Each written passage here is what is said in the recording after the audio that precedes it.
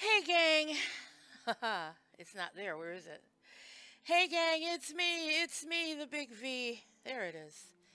It's your girl, Vic Girl here. Um, Checking in because I didn't stream last night because I went to an advanced screening of the movie Annihilation, and I got back late and I didn't feel like jumping on, you know. But I've been rolling this game around for a while. I've been giving this game the side eye for quite some time, and after seeing that movie yesterday, I think I'm still ready for a little creepy. So I'm going to give this a shot. I looked up this game, found out that it was actually free, and my computer can run it. So this will be my first time playing through this game. It'll actually be my first time running a game on my computer. So I'm used to running it externally from a PlayStation. So this may prove a little interesting here. That being said, let's see how we do this thing. How do we do this thing there? Now, if I move this window, will it shrink? Will it shrink in my view? Yes, it will. Okay. Okay, so let's open this up to a full window. Okay.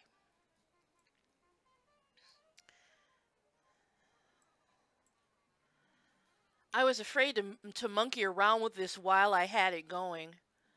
Um, I really was afraid to mess with this. But I'm going to try now. I'm going to try doing it now. Because I really wasn't sure what was going to happen, so bear with me here just a second. Not the most proficient streamer, but at least I'll have a little fun, yeah? There we go. Let's see what happens with that there. Really? Ha ha! Okay. Well, while I do this, I can talk about the movie, I guess, in case you guys are curious. I don't know. I like my creepy movies. I like my scary movies. The trailer, I think, was scarier. I hate it when like all the action of a movie is boiled down in the trailer, and the trailer looks more entertaining than the movie does. But in this case, yeah, the trailer was more entertaining than the movie itself. It was a little creepy. It had some good scares going on. Very few though. It felt like actually watching this movie. It felt like I was playing a survival horror game. That's exactly what it is. I mean, there's this huge expanse of blackness, or it looks like a giant oil slick that's growing in this location, and this organization sends people into sends these four women into investigating what's going on. So you got everybody loaded for bear with our assault rifles, our packs, like a military team, but they're not really military people. They're more likely scientists and biologists and whatnot. And they're going to examine this thing. So yeah, that feels like Resident Evil or something. You're going in, and it was kind of lukewarm. Really wasn't anything hitting. There were a couple of great points. There is a story going on, and they try to make it suspenseful, have the tension going, but it just falls flat. It really just falls flat. And it's like, when they take a great video game and try to make a movie out of it, and how that always fails. That's exactly what this feels like. It feels like a survival horror game without the action. Combined with that, the ending is just a little weird. It's very slow. It's very, very slow. So, other than that, if you like Natalie Portman, you'll like it. She does give, she gives a good performance here. Oscar Isaac, if you like him, he's kind of really a side piece in this, but if you like him, you might like the movie. But on the whole, just wait for Netflix. And you've read, that's my review in a nutshell. It's like, you don't have to wait for my review to post. That's my review. It's like, just wait for Netflix. But that being said, let me go. Let's get into this strangeness that we call a Doki Doki Literature Club. Let's see. Here we go, gang. Hopefully I can get this right. Warnings, warnings. You agree that you are at least 13 years of age and you consent to your exposure of highly disturbing content. I agree. Yeah, welcome to the world here.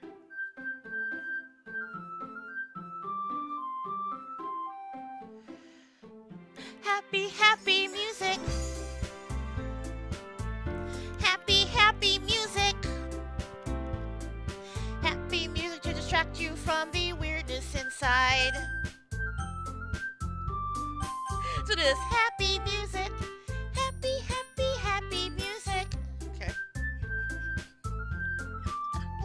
I gotta quit. Alright. This is a new game, so we're a new game. Oh, that's right, I'm supposed to be a boy, aren't I? So I couldn't very well enter my name. What should I call myself in this game? Let me turn this down. Happy, happy music. Happy, happy music. Okay, what should I call myself? Hello, Raphael. Yes, you are first. Hi. And don't call myself Raphael. Oh, I should do that. I should do that. Wait, let me bring up my... There we go. Bring that up. Bring up my Streamlabs. I forgot to have that open. Happy, happy, happy music. Tra-la-la-la, happy music. Okay. Hold on.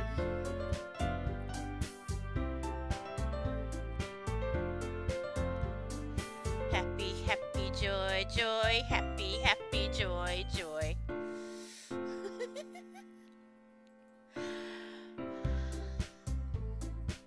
Okay, I'll do it. I'll call myself Raphael. I'll do it. Why not?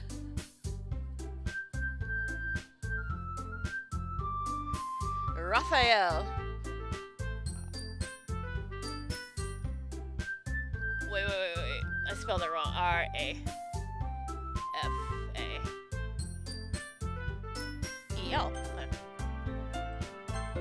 I am now Raphael. Not Raul, but Raphael. Hey!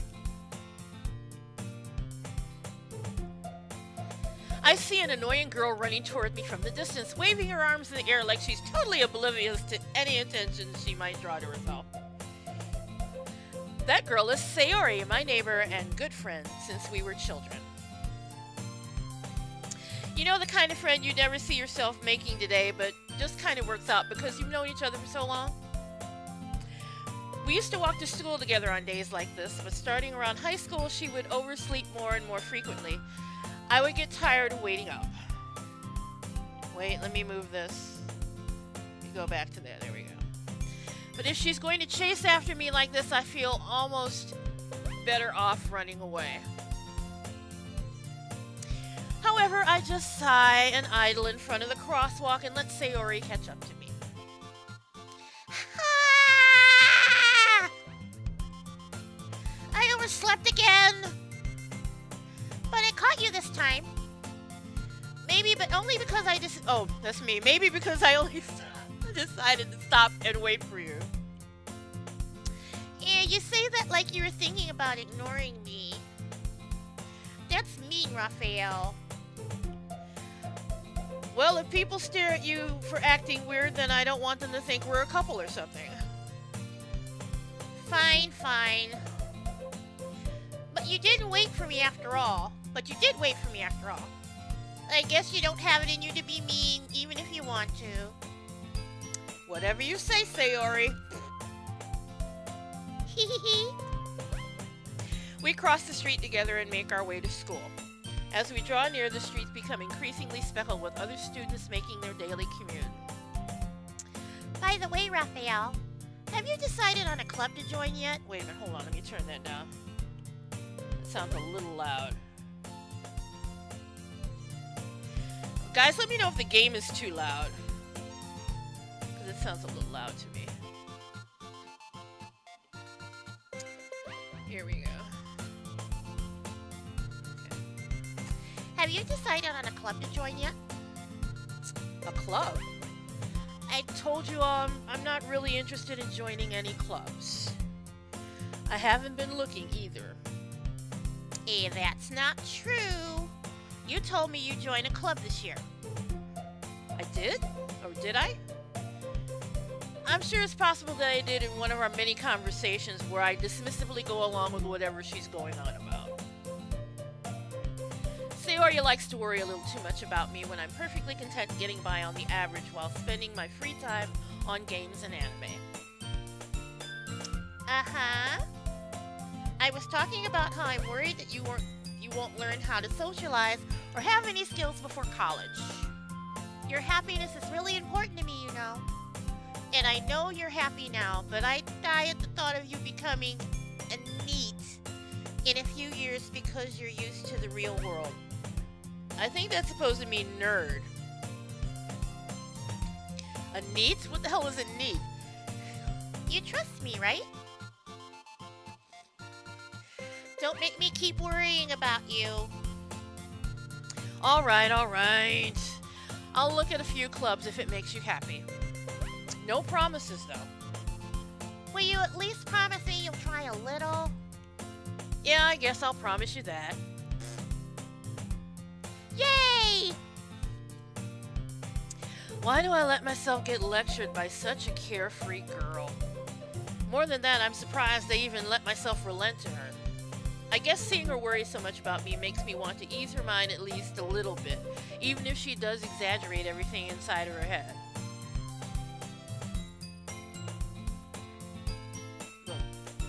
Hold on. Hold on just a second. Oh. Wait. Sorry about that. The school day is as ordinary as ever, and it's over before I know it.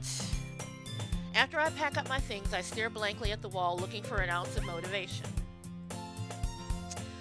Clubs. Sayori wants me to check out some clubs. I guess I have no choice but to start with the anime club. Hello? Sayori! Sayori must have come in the classroom while I was spacing out. I look around and realize I'm the only one left in the classroom. I thought I'd catch you coming out of the classroom, but I saw you sitting here spacing out, so I came in. Honestly, you're even worse than me sometimes. I'm impressed.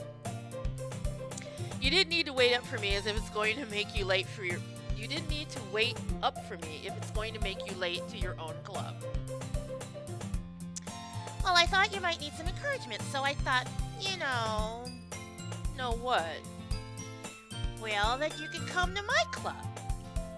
Sayori, Yeah? there's no way I'm going to your club. Ew, meanie. Sayori is vice president of the literature club. Not that I was ever aware that she had any interest in literature. In fact, I'm 99% sure she only did it because she thought it would be fun to help start a new club. She was the first one to show her interest after the one who proposed the club. She inherited the title vice president. That said, my interest in literature is guaranteed to be even less. Yeah, I'm going to the anime club. Come on, please. Why do you care so much anyway? Well, I kind of told the club yesterday that I would bring in a new member. And Natsuki made cupcakes and everything.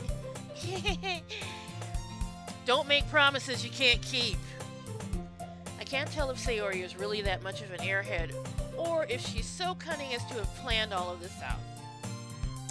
I let out a long sigh. Fine. I'll stop by for a cupcake, okay? Yes, let's go.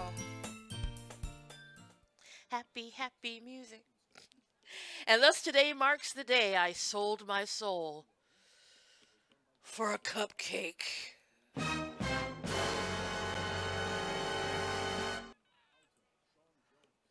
I dejectedly follow Sayori across the school and upstairs, a section of the school I rarely visit, being generally used for third-year classes and activities.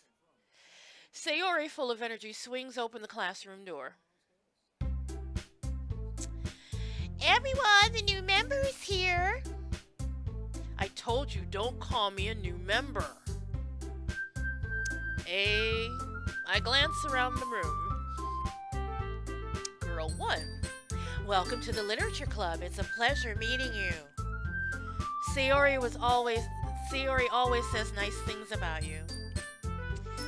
Seriously, you brought a boy? Way to kill the atmosphere. Ah, Raphael, what a nice surprise. Welcome to the club. All words escape me in this situation. Really? This club is full of incredibly cute girls. What are you looking at? If you want to say something, say it. Sorry. Natsuki. The girl with the sour attitude, whose name is apparently Natsuki, is the one I don't recognize. Her small figure makes me think she's probably a first year. She is also the one who made the cupcakes, according to Sayori. You can just ignore her when she gets moody. Sayori says that quietly into my ear, then turns back towards the other girls. Anyway, this is Natsuki, always full of energy. And this is Yuri, the smartest in the club. Don't say things like that. Yuri, who appears comparably more mature and timid, well, she certainly got the biggest rack out of the three of them, seems to have had a hard time keeping up with people like Sayori and Natsuki. Ah, well, it's nice to meet both of you. And it sounds like you already know Monica, is that right? That's right. It's great to see you again, Raphael. Monica smiles sweetly. We do know each other. Well, we rarely talk, but we were in the same class last year. Monica was probably the most popular girl in class. Smart, beautiful, athletic. Basically completely out of my league. Really? So having her smile at me so genuinely feels a little...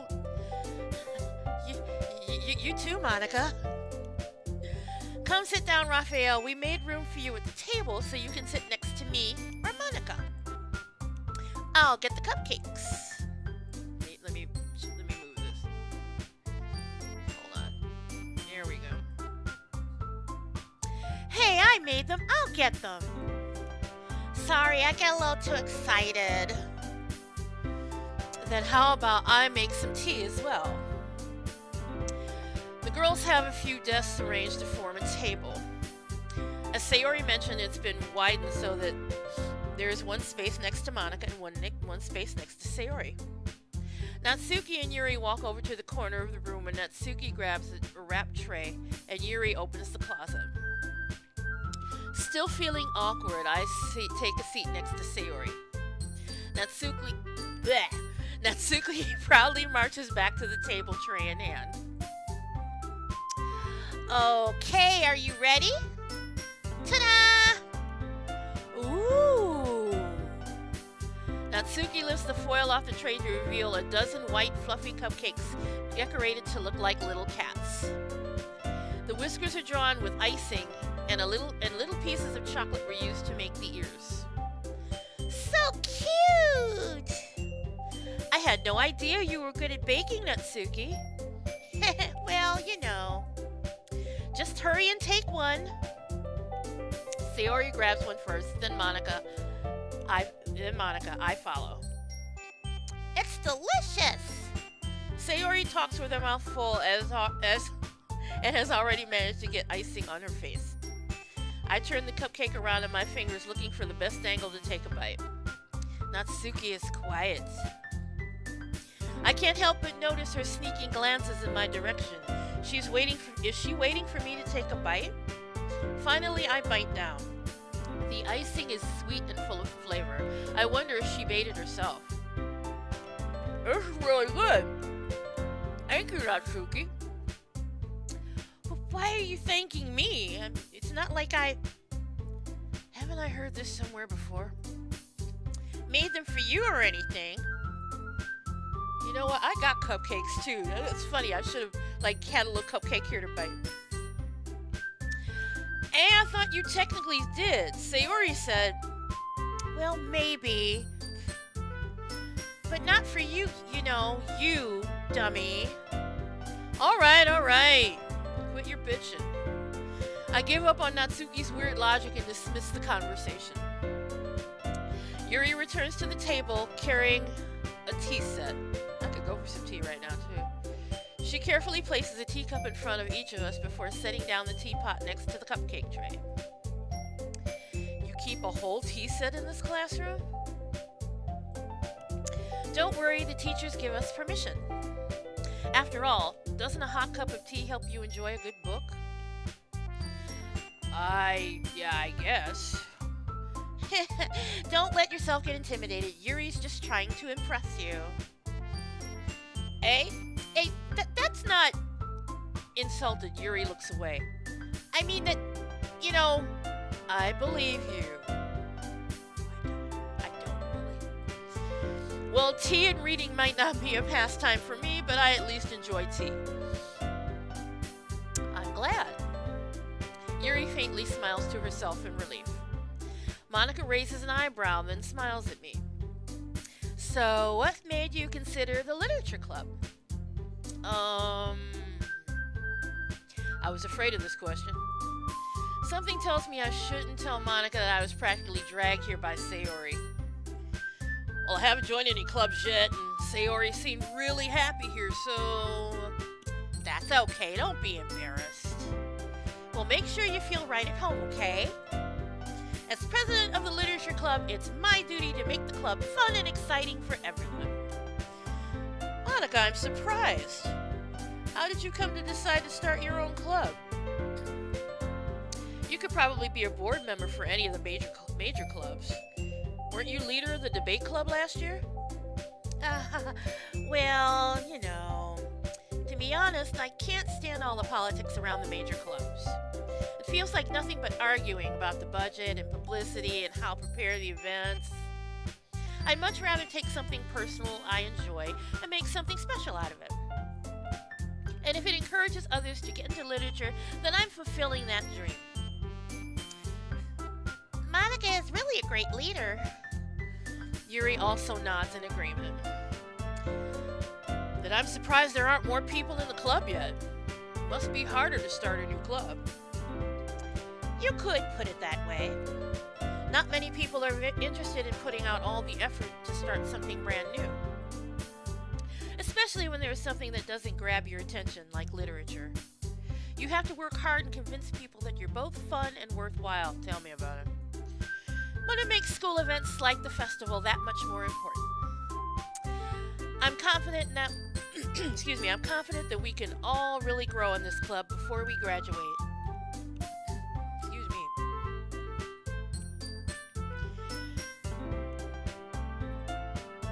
Right, everyone? Sorry. Yeah! We'll do our best. You know it. Everyone enthusiastically agrees. Such different girls, all interested in the same goal. Monica must have worked really hard to find these three. Maybe that's why they were all so delighted by the idea of a new member joining. I thought I still don't really know if I can keep up with their level of enthusiasm about literature. So, Raphael, what kinds of things do you like to read? Well, considering how little I've read these past few years, I don't really have a good way of answering that. Manga, I mutter quietly to myself, half joking. Natsuki's head suddenly perks up. It looks like she wants to say something, but she keeps quiet. Not much of a reader, I guess. Well, that can change. Wink, wink, nudge, nudge. What am I saying? I spoke without thinking after seeing Yuri's sad smile. Anyway, what about you, Yuri? Well, let's see. Yuri traces the rim of her teacup with her finger. My favorites are usually novels that build deep and complex fantasy worlds. The level of creativity and craftsmanship behind them is amazing to me. And telling a good story in such a foreign word is equally impressive. Yuri goes on, clearly passionate about her reading. She seems so reserved and timid since the moment I walked in, but it's obvious by the way her eyes light up she finds her comfort in the world of books, not people. Excuse me. But you know, I like a lot of things. Stories with deep psychological elements usually immerse me as well. Isn't it amazing how a writer can so deliberately take advantage of your own lack of imagination to completely throw you for a loop? If that ain't foreshadowing, I don't know what is. Anyway, I've been reading a lot of horror lately. Yeah. I read a horror book once. Once. My father hung me on a hook. Once. I desperately grasped something I can relate to at the minimal level. At this rate, Yuri might as well have been having a conversation with a rock. Really? I wouldn't have expected that, Yuri. For some reason, for someone as gentle as you. I guess you could say that. But if a story makes me think or takes me to another world, then I really can't put it down. Surreal horror is often very successful at changing the way you look at the world, if only for a brief moment. Ugh, I hate horror. Oh, why is that? Well, Natsuki's eyes dart over to me for a split second. Never mind. That's right, you usually like to write about cute things, don't you, Natsuki? What? What gives you that idea? You left a piece of scrap paper behind at the last club meeting. Monica's kind of catty though, ain't she? It looked like you were working on a poem called... Don't say it out loud. And give me that back. Fine, fine. Cupcakes, your poems, everything you do is just as cute as you are. Sayori sidles up beside Natsuki and puts her hands on her shoulders. I'm not cute. Natsuki, you write your own poems? That's me, sorry. Yeah, well, I guess sometimes. Why do you care? I think that's impressive. Why don't you share them sometime? No. Natsuki averts her eyes. You wouldn't like them. Not a very confident writer. Oh, that's me, sorry. It's difficult trying to switch between characters and try to keep some kind of a voiceover. Not a very confident writer yet? I understand how Natsuki feels. Sharing that level of writing takes more than just confidence. The truest form of writing is writing to oneself. You must be willing to open up your readers, exposing your vulnerabilities and showing even the deepest reaches of your heart. Do you have writing experience too, Yuri? Maybe if you share some of your work, you can set an example and help Natsuki feel comfortable enough to share hers. I guess it's the same for you, Yuri. Oh, I wanted to read everyone's poems. We all sit in silence for a moment. Okay. I have an idea, everyone. Natsuki and Yuri look quizzically at Monica. Let's all go home and write a poem of our own. Then next time we meet, we'll all share them with each other. That way, everyone is even.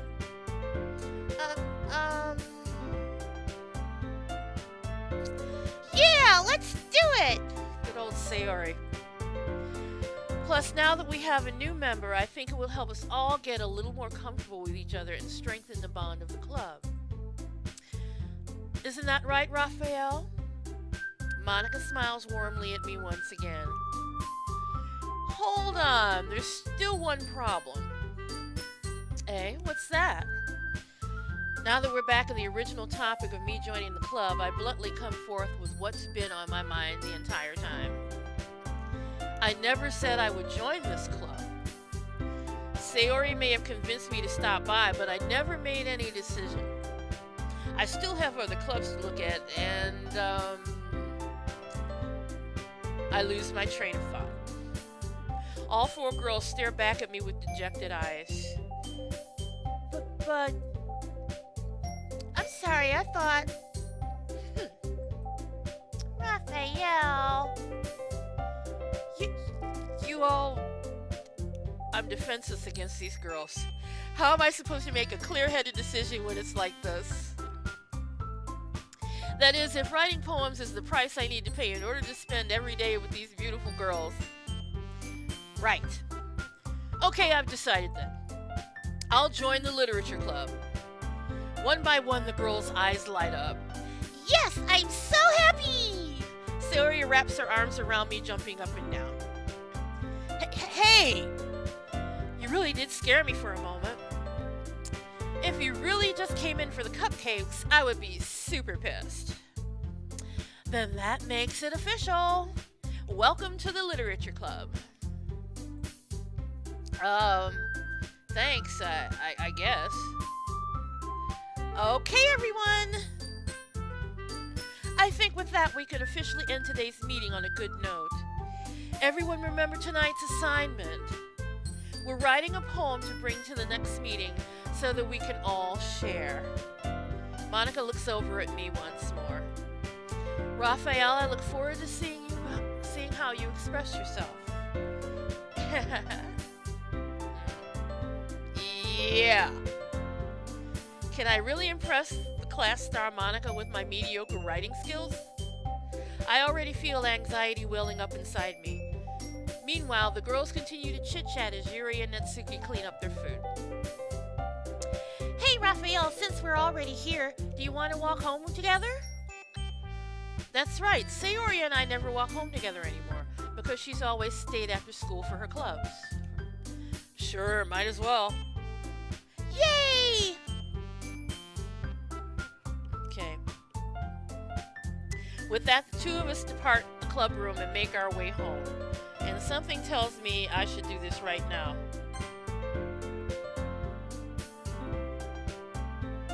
Alright.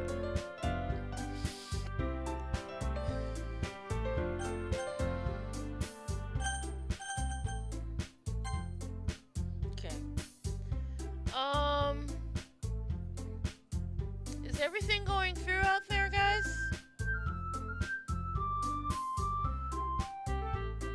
I'm getting a warning here.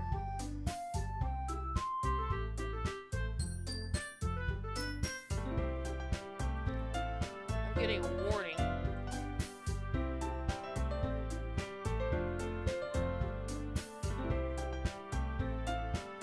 Okay, everything's going alright? Alright. For some reason I'm getting like a red line here. Alright. With that, the two of us depart the club room and make our way home. The whole way, my mind wanders back and forth between the four girls. Sayori, Natsuki, Yuri, and of course, Monica. Will I really be happy spending every day after school in a literature club?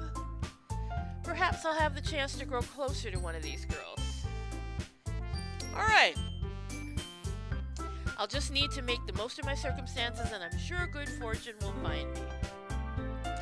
And I guess that starts with writing a poem tonight. Okay, now I have to write a poem. It's time to write a poem. Pick words you think your favorite club member will like. Something good might happen with whoever likes your poem the most. Okay.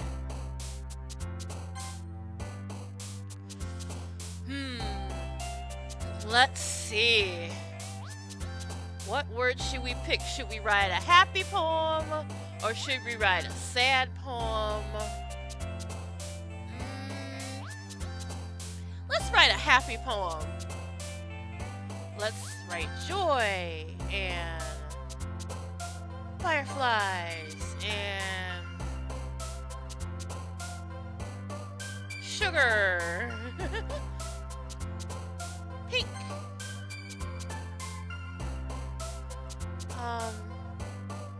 Amazing.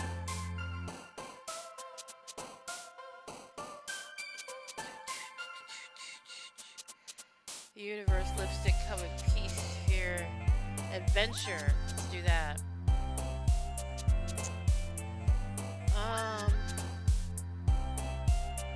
Sunny. Rainbow. I'm trying to pick the happiest words I can. Let's see. Vanilla. Chocolate's happy to me. Yeah. Okay. Boop. Awesome. Everything is awesome. Marshmallow. Giggle.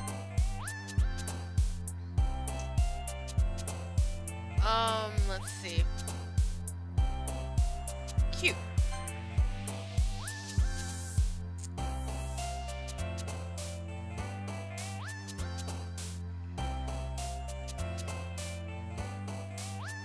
Romance. Let's see that.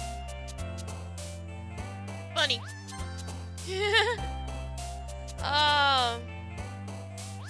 Why not?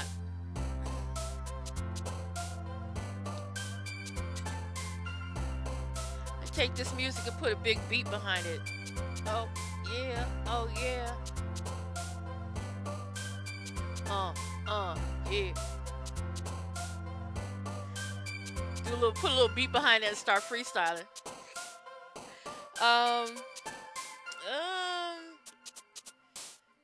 Precious. Sweet happiness. Happiness. I want a happy poem. Sparkles.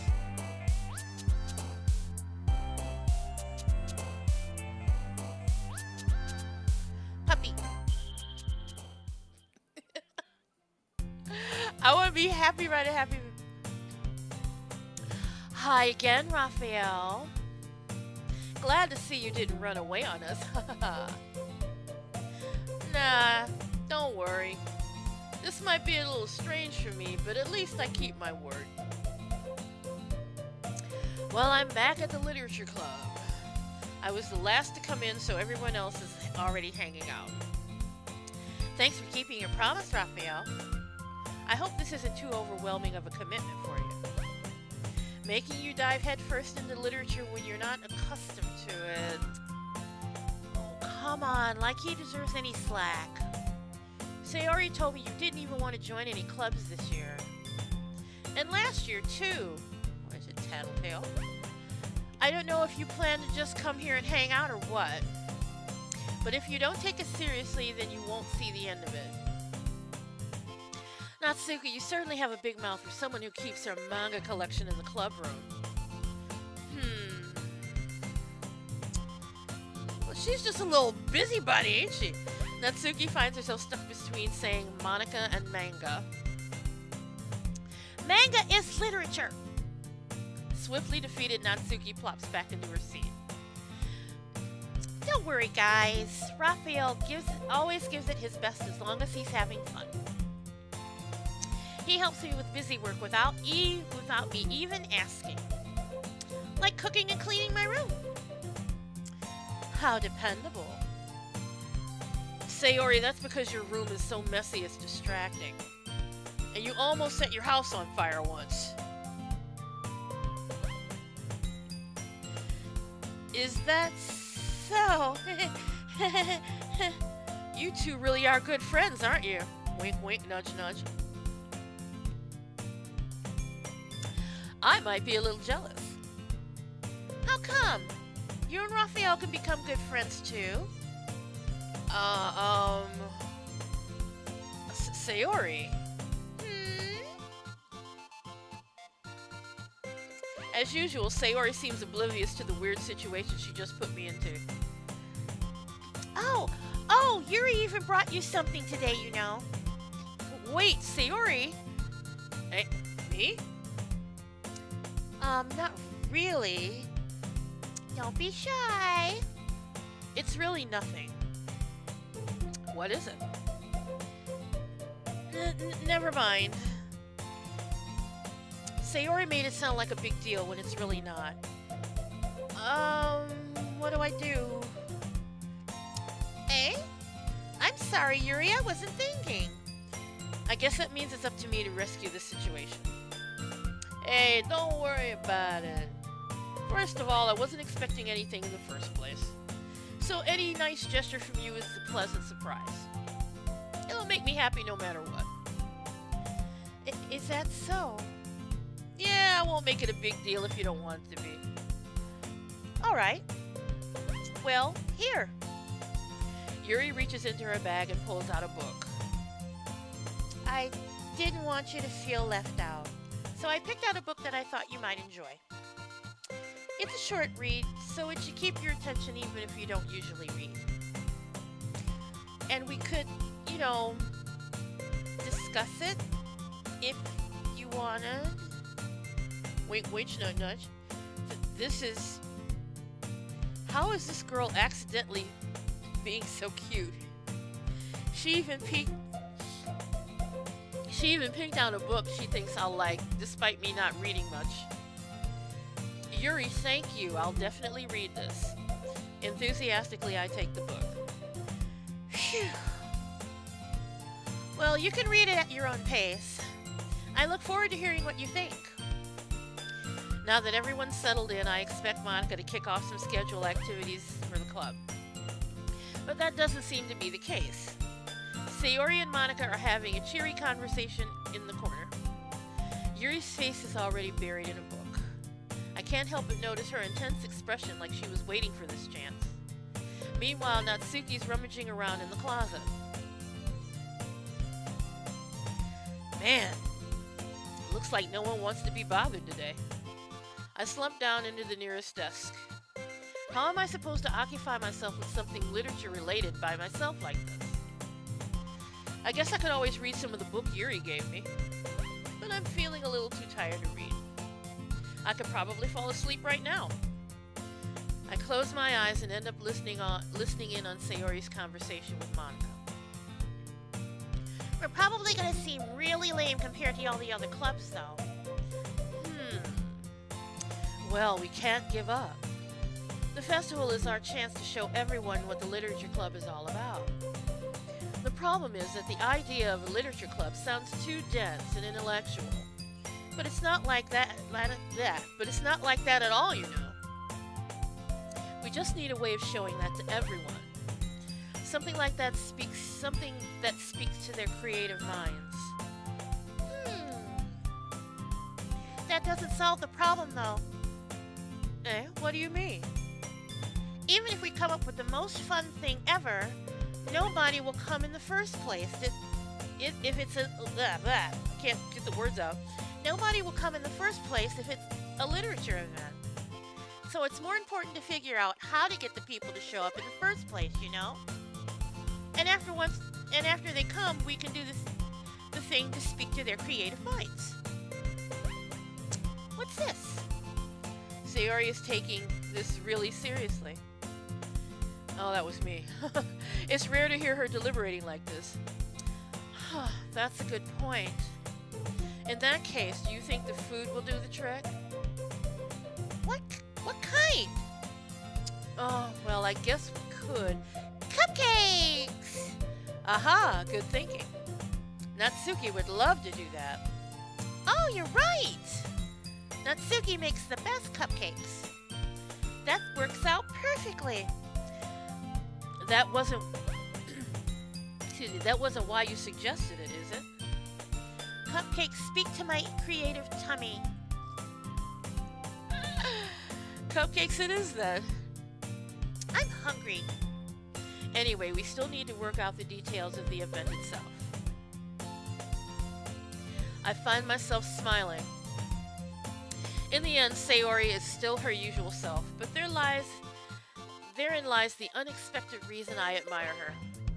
Unlike me, who has trouble finding any motivation at all, Sayori can put her mind to things and make them come to life. I suppose that's why I end up letting her get on my case about things. I can't help but wonder what it would be like to see the world through her eyes. What? I open my eyes to find Sayori's face filling my vision. I nearly fall out of my chair. Sorry. Wait. Actually, I'm not sorry at all. It's your fault for sleeping like that. This isn't the napping club. Does our school have a napping club? Oh, that's me. That's Raphael, sorry. Does our school have a napping club? You're staying up late again, aren't you? Now that you're in a club, you're going to have less time for anime, you know. You'll need to get used to it. Don't say that so loud. I glance over my shoulder to see if Monica overheard. It's true, though. Yeah. I know. You're always looking out for me, Sayori. It's what I do best. That's a problem. What about you? You look out for me better than you look out for yourself.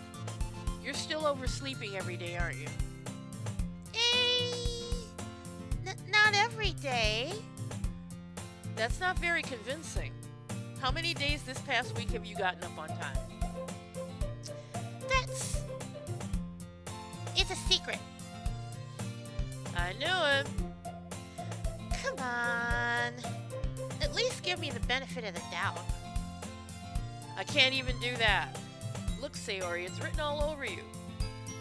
Eh? Sayori glances around at herself.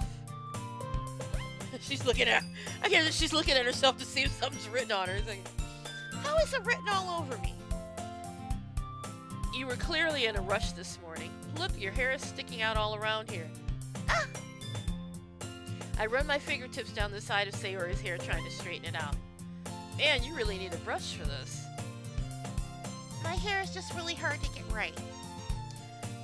I won't fall for that. There's more than just your hair. Look, your bow isn't straight either. And there's a toothpaste stain on your collar right here. I try to wipe off the stain with my finger. But nobody would ever notice that. Of course they wouldn't.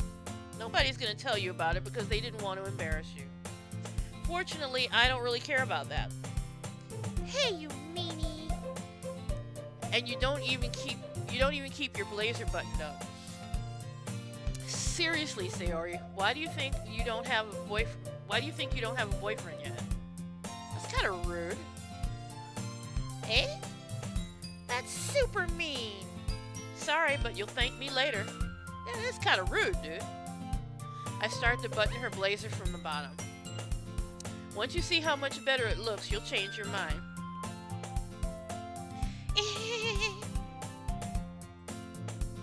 This is so funny. What is? Well, I was just thinking how weird it is to have a friend who does these kind of things. Eh? Don't say that. You'll make me feel weird about it, stupid. It's okay, though. I'm happy we're here like this. Aren't you? I guess. Hey, be careful. The button might come off. Why is this one so hard to close? I struggle to fully close the button near her chest. Yeah, gee, I wonder why that's so hard to close. Does this thing even fit you properly? It did when I bought it. If you ever buttoned it, you would have noticed sooner or later that it didn't fit you anymore. What are you smiling about? It means my boobs got bigger again. Don't say that out loud! Anyway, you look much better now, so, why does it feel strange to see Sayori's blazer buttoned up like that? But it's so stuffy. It's not worth it at all. Sayori hastily unbuttons her blazer once more. Phew. That's so much better. Sayori puts her arms out and twirls around. So if I keep it unbuttoned, I won't get a boyfriend, right? What kind of logic is that? And why are you saying that like it's a good thing? Because if I had a boyfriend, then he wouldn't ever let you do things like this. And you take care of me better than anyone else would anyway. So that's why I'm keeping it unbuttoned. Stop saying all these embarrassing things. Eh? I didn't say anything embarrassing. Jeez. Well, anyway, just focus on trying to wake up a little earlier. Only if you focus on going to bed earlier. Fine, fine. It's a deal. I guess we really are better at taking care of each other than we are taking care of ourselves. Yeah, I guess so, huh? So maybe you should come wake me up in the morning. Wink, wink, nudge, nudge. You're doing it again, Sayori. But I was joking that time. Sure you were. Man, it's impossible to tell with you sometimes. Okay, everyone. Huh? Monica suddenly calls out. Why don't we share the poems we wrote now? Yay! Raphael, I can't wait to read yours. Yeah, same. I fail to sound enthusiastic, but Sayori still trots away to retrieve her poem. By the way, did you remember to write a poem last night? Yeah. My relaxation ends. I can't believe I agreed to do something so embarrassing. I couldn't really find much inspiration since I've never really done this before. Well, now that everyone's ready, why don't you find someone to share with? I can't wait! Sayori and Monica enthusiastically pull out their poems. Sayori's is on a wrinkled sheet of loose leaf torn from a spiral notebook. On the other hand, Monica wrote hers in a composition notebook. I can already see Monica's pristine handwriting from where I sit. Natsuki and Yuri reluctantly comply as well, reaching into their bags. I do the same myself. Who should I show my poem to first? Who should I show my poem to first? La la la la la la la la la. Who should I show my poem to first? La la la la la la la la la. Who should I show my poem to? Why am I singing Deck the Halls?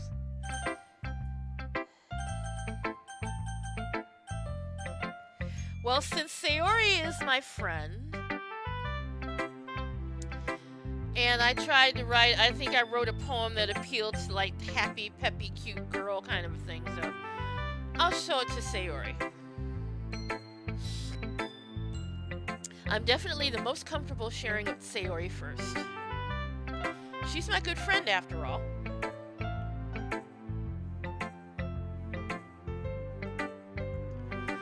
Oh my goodness! This is so good, Raphael! Eh? I love it! I had no idea you were such a good writer. Sayori, you must seriously be overreacting. I'm not a good writer at all. Honestly, I have no idea what I'm doing. Well, maybe that's why.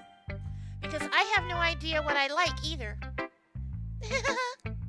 Jeez. I'm sure Yuri's opinion has to be a little more constructive than this. Maybe even Natsuki's. Are you sure you don't just like it because I wrote it? Eh? Well, I'm sure that's part of it. I think I understand you better than a lot of other people, you know? So when I read your poem, it's not just a poem. It's a Raphael poem. And that makes it feel extra special. I feel like I can feel your feelings in it. Sayori hugs the sheet against her chest. You're so weird, Sayori. I'm really happy that you just wrote one. You're Sayori is the worst girl. Hey, Monica, come on. I'm just getting to know him, you know. Okay, Sayori, It just reminds me of how you're really a part of the club now. not to mention the fact that I'm standing in front of you in the club room. Well, of course. I'm not really into it yet, but that doesn't mean I'll break my promise. See? It's like I said before, Raphael. Deep down, you're not selfish at all, you know? Trying new things like this for other people, that's something that only really good people do. Thanks, Sayori. I'm not sure if Sayori sees the full picture of my motive here. Then again, I can't deny that she's part of the reason I joined. Knowing how much this means to her and all. Yeah, and I'm gonna make sure you have lots of fun here, okay? That will be my way of thanking you. Alright, I'm gonna hold you to that then. Yay! Now you'll read my poem too, right? Don't worry, I'm really bad at this. We'll see about that.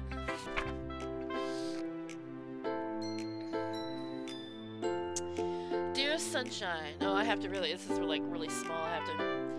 Dear Sunshine, the way you glow through my blinds in the morning, it makes me feel like you missed me. Kissing my forehead to help me out of bed, making me rub the sleepy from my eyes. Are you asking me to come out and play? Are you trusting me to wish away a rainy day? I look above, the sky is blue. It's a secret, but I trust you too. If it wasn't for you, I could sleep forever, but I'm not mad. I want breakfast. That's nice. Sayori, this is just a guess, but did you wait until this morning to write this? No. Just a little bit. You can't answer just a little bit to a yes or no question. I forgot to do it last night. Well, at least that makes me feel a little better about myself. Don't be mean. I still tried my best. Oh, yeah. I didn't mean to say that it was a bad poem. It came out nice, or how should I put it? It sounds just like you. Really? Yeah.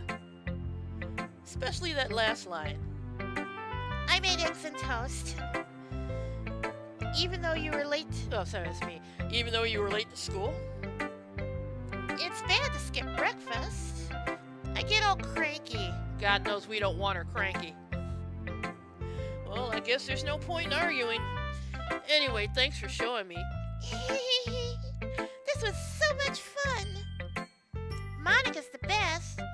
Yeah. But next time I won't forget. Oh, so next time I won't forget. And I'm gonna write the best poem ever. Well, I guess I look forward to it. Who should I show my poem to next? I'll just go in order.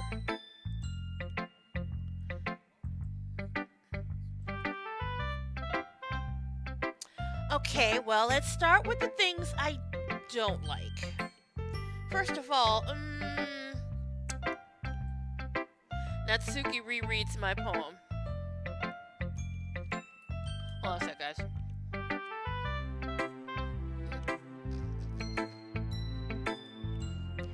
The hole in my lip. Jeez. Alright. Natsuki rereads my poem.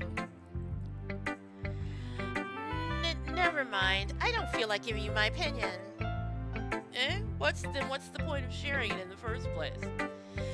I wrote this when I could have been doing other things. Oh, so that's Raphael. I wrote this when I could have been doing other things. In fact, remember how I said I wanted to read your poems? That's what I had in mind when... Oh, that's me. That's what I had in mind when writing this. I want to help you feel comfortable enough to share yours. Like Monica said. Well, I would be more comfortable sharing my poem if yours was really bad. You're supposed to show me some dumb poem and make me go, well, it's not that great, but let me show you what real literature looks like. And you wouldn't ruin it. I hope you're happy. So, in other words, you're saying you liked it? Urgh. Natsuki's retort gets caught in her throat. You're so... You don't understand anything, do you? I already told you that. I don't have to go on announcing it to the world like you're self-important. Pretty sure you never actually said that. I say that mostly to myself. Natsuki must really hate me or something. I can't figure out if it's a win or a loss that she liked my poem. In any case, you still need to show me yours, right? Fine, I guess. Only because Monica will make me if I don't. Eagles can fly. Monkeys can climb, crickets can leap, horses can race, owls can seek, cheetahs can run, eagles can fly, people can try, but that's about it. Really?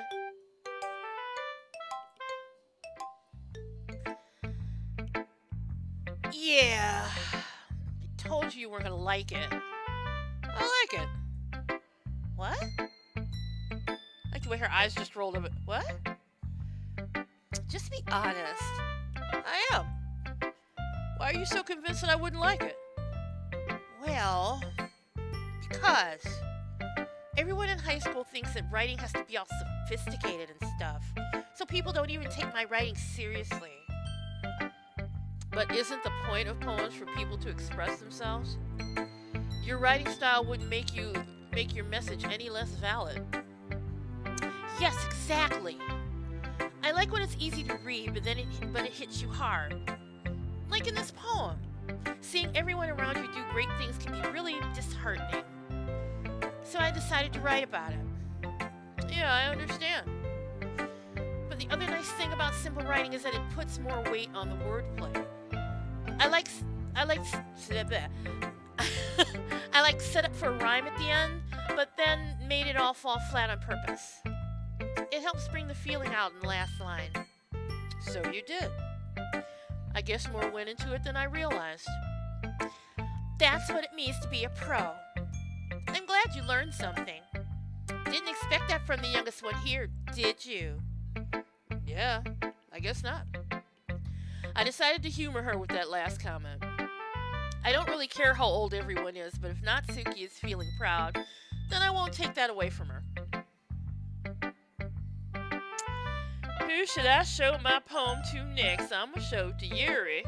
Hey Yuri, you want to read my poem?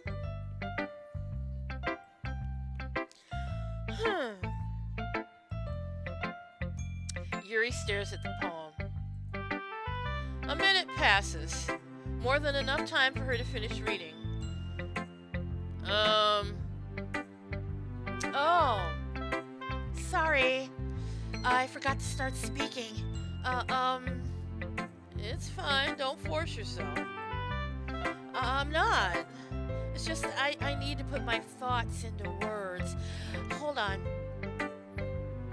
Okay. This is your first time writing a poem, right? Yeah. Why do you ask? I'm just making sure. I guess that it might be after reading through it. So it's that bad? No. Did I just raise my voice? I'm so sorry. Yuri buries her face in her hands. I couldn't help but notice that it's been several minutes and we haven't really gotten anywhere. It might take Yuri a while to get used to new people. No, it's fine. I really didn't notice. What were you saying? All right. It's just that there are specific writing habits that are usually typical of new writers. And having been through that myself, I kind of learned to pick up on them. I think the most noticeable thing I recognize in new writers is that they try to make their style very deliberate. In other words, they tend to pick a writing style separate from the topic matter, and they form-fit the two together. The end result is both the style and the expressiveness are weakened. Once Yuri finds her train of thought, it's as if her demeanor totally changes. Her stammering is completely gone and she sounds like an expert. Of course, that's something you can be blamed for. There are so many different skills and techniques that go into writing, even a simple poem. It's not just finding them and building them, but getting them to work together is probably the most challenging part. It might take you some time, but it all comes with practice and learning by example and trying new things. I also hope that everyone in the club gives you valuable feedback. Natsuki can be a little bit biased, though. Biased? How? Well, never mind. I shouldn't be talking about people like that. Sorry. It's fine. I'm not sure if Yuri is apologizing to herself, to me, or to Natsuki. Do you mind if I read your poem now? Oh, please do. I'd love to share my thought process behind it. Yuri smiles dreamily as if that's a rare opportunity for her, which in itself is kind of funny. After all, isn't this supposed to be a literature club? Ghost under the light. The tendrils of my hair illuminate beneath the amber glow, bathing. It must be this one, the last remaining streetlight to have withstood the test of time. The last yet to be replaced by the sickening blue-green hue of the future. I bathe. Calms breathing air of the present, but living in the past. The light flickers. I flicker back. I kind of like that. It's kind of a little deep. I like that. I'm sorry to have such terrible handwriting. What? I wasn't thinking that at all. But you took a long time to read. Ah, well, I just don't read script very often. I actually think your handwriting is pretty. Eh? That's a relief. Also, I like the poem. Even though it's short, it was really descriptive. It wasn't too short? I usually write I usually write longer poems. Not at all. I'm really glad you like it. I'll be honest. Since our first time sharing, I wanted to write something a little more mild. Something easy to digest, I suppose. Are you into ghosts, Yuri? Uh-huh. Actually, the story isn't about a ghost at all, Raphael. Really? I must have totally missed the point. Well, I suppose you did only glance over it after all. But remember that poets often express their own thoughts and feelings and experiences in their work. They usually do more than tell a simple story or paint a picture. In this case, perhaps the subject of the poem is only being symbolically compared to a ghost, lingering in her last remaining place of comfort, unable to let go of the past, and seem to be left with nothing. That's a lot more solemn, putting it that way. I hadn't even thought of that. That's impressive. It's nothing, really. Well, it makes me happy that you think that. Just remember that it won't be long before you pick up on these things, too. Yeah, maybe you're right. I guess I'll have to keep trying. I'm counting on you. Who should I show my poem to next? Monica's the only one left. Hi, Raphael.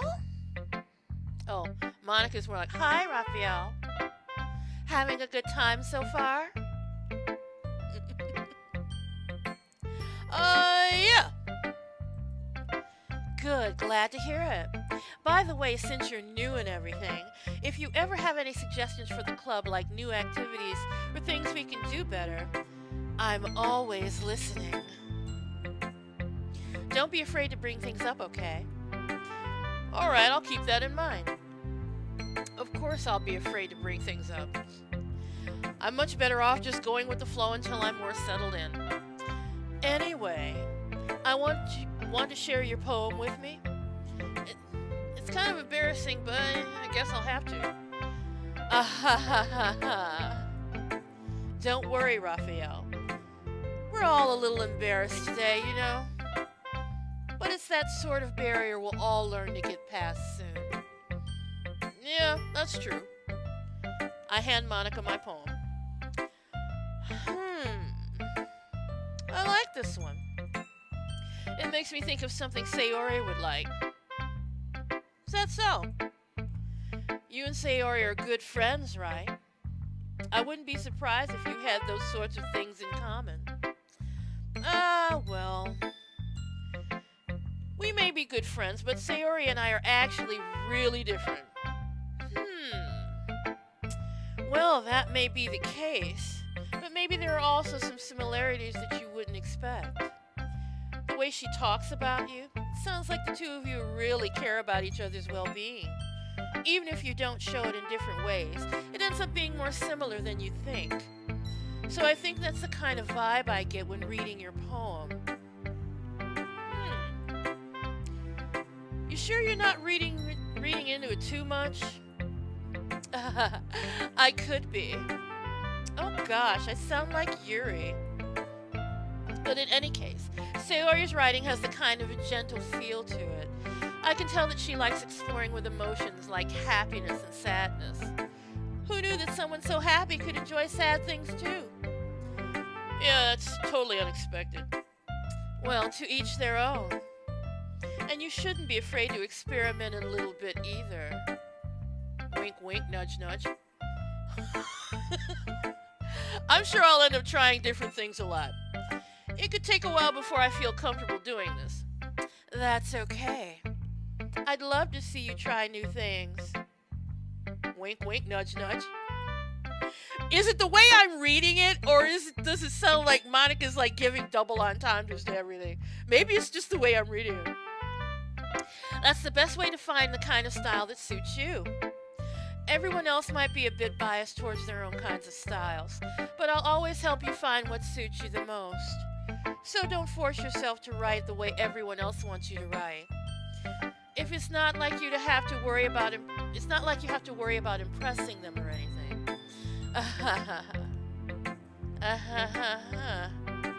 Anyway, do you want to read my poem now? Don't worry, I'm not very good. You sound pretty confident for someone who claims to be not very good. Well, that's because I have to sound confident. That doesn't mean I always feel that way, you know. I see. Well, let's read it then. Hole in Wall. It couldn't have been me. See the direction the sparkle protrudes? The spackle, sorry, sparkle. See the direction the spackle protrudes? A nosy neighbor? An angry boyfriend? I'll never know. I wasn't home. I peer inside for a clue. No, I can't see. I reel, blind like a film left out in the sun. But it's too late. My retina's already scorched with a permanent copy of the meaningless image. It's just a hole. It wasn't too bright. It was too deep. Stretching forever into everything. A hole of infinite choices. I realize now that I was looking in. I realize now that I wasn't looking in, I was looking out. And he, on the other side, was looking in. I wonder who wrote some of these poems. Because the last couple were kind of deep there. So, what do you think? It's very freeform, if that's what you call it.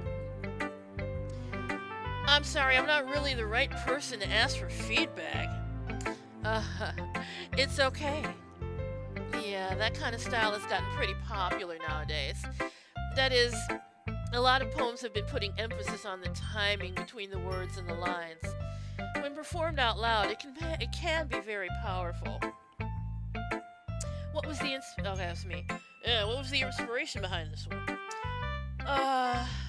Well, I'm not sure if I know how to put it. I guess you could say I had some kind of epiphany recently. It's been influencing my poems a bit. An epiphany? Yeah, something like that. I'm kind of nervous to talk about deep stuff like that because it's kind of coming on strongly.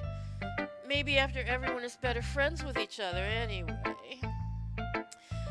Here's Monica's writing tip of the day. Sometimes when you're writing a poem or story, your brain gets too fixated on a specific point. If you try so hard to make it perfect, then you'll never make any progress. Just force yourself to get something down on paper and tidy it up later. Another way to think about it is this. If you keep your pen in the same spot for too long, you'll just get a big dark puddle of ink. So just move your hand and go with the flow. That's my advice for the day. Thanks for listening. Phew. I guess that's everyone. I glance around the room. That was a little more stressful than I anticipated. It's as if everyone is judging me for my mediocre writing abilities. Even if they're just being nice, there's no way my poems can stand up to theirs. This is a literature club after all. I sigh. I guess that's what I ended up getting myself into. Across the room, Sayori and Monica are happily chatting. My eyes land on Yuri and Natsuki.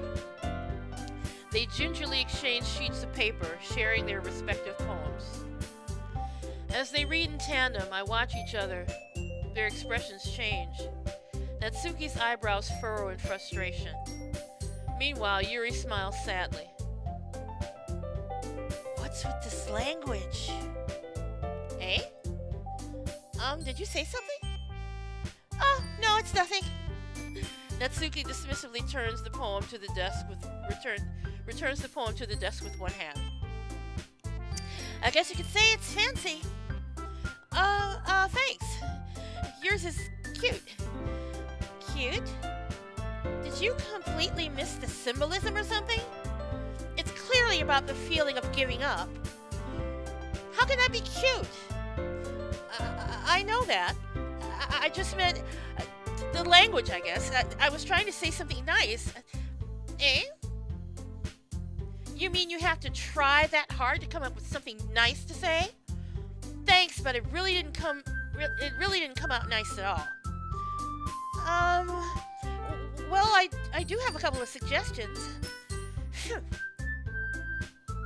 If I was looking for suggestions, I would have asked someone who actually liked it. Which people did, by the way. Sayori liked it. And Raphael did too. So based on that, I'll gladly give you some suggestions of my own. First of all, excuse me, I appreciate the offer, but I've spent a long time establishing my writing style. I don't expect it to change anytime soon, unless, of course, I come across something particularly inspiring, which I haven't yet. And Raphael liked my poem too, you know. He even told me he was impressed by it. Natsuki suddenly stands up. Uh-oh, somebody's pissed. The music stopped. The music stopped. Hello, Golden Gamer Plays. Welcome to the stream. Oh, something must be gone wrong because the music stopped. Somebody's pissed. Natsuki is pissed. I'm going to take, and since the music stops, I'm going to take a quick moment to say, guys, if you're enjoying the stream, drop a like. I'm doing my PSAs right now before everything gets weird. So guys, drop a like. It really helped me out and help out the channel. And also, I figure why not let's get the PSAs out of the way. And also, if you're having fun, be sure to subscribe and check the notification box so you get notified the next time I go live. And if you also want to be kept up on when I go live, please hit me up on Twitter. My Twitter is LadyJ8, and I always tweet out when I do my streams. So, let's get back to the girls. Wait, oh, wait. Did that stop?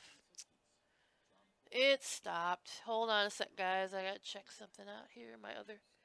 Hi, Stephen. This is Clem Fandango. Can you hear me? Yes, I can hear you, Clem Fandango. I can hear you, Clem Fandango. Golden Gamer Plays. Oh my goodness. Golden Gamer Plays has subscribed to my channel. And, we have a little fun when I have a new subscriber. So, you know what? I think it's time. I think it's time to honor Golden Gamer Plays. I don't understand what's going on here. What's going on here is shots. Shots. Golden Gamer Plays. And I didn't get to see that. Golden Gamer Plays, I honor you. I thank you for your subscription to my channel, and I honor you with a shot.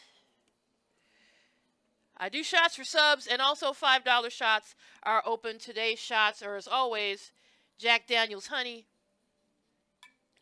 Get that shot going on. Get that shot going on. Oh, yeah. There we go. All right. Golden Gamer Plays. Thank you for your sub to the channel. We appreciate you. Cheers. Thanks, man.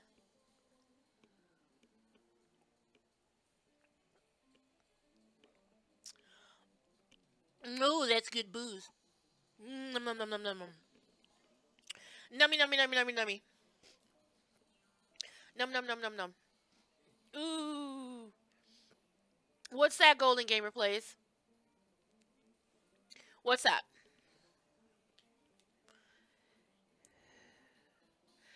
You can tell me something really cool. Go ahead. What you want to say? I hate how the game got quiet. I think something's about to happen because the game got really quiet. All the music stopped. All right. Let's go. Okay, here we go. Here we go. Here we go. Oh. This is the wrong one. This is the right one. Okay. Natsuki suddenly stands up. Dun dun dun.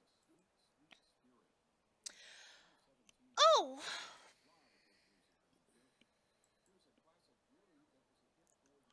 Did you know that people can donate to you free and you still get at least 60% of the money?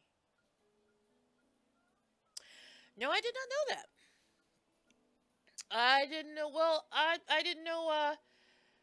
I don't get any. I don't have any kickback because my Streamlabs, it goes through PayPal, so I don't. I don't get any anything held back. Where are we?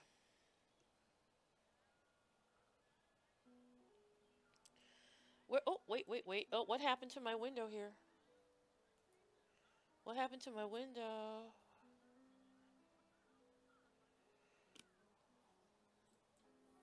Okay. No, it's okay. I don't know what just happened to my... Oh, shit! Oh, shit! Oh, shit! Oh!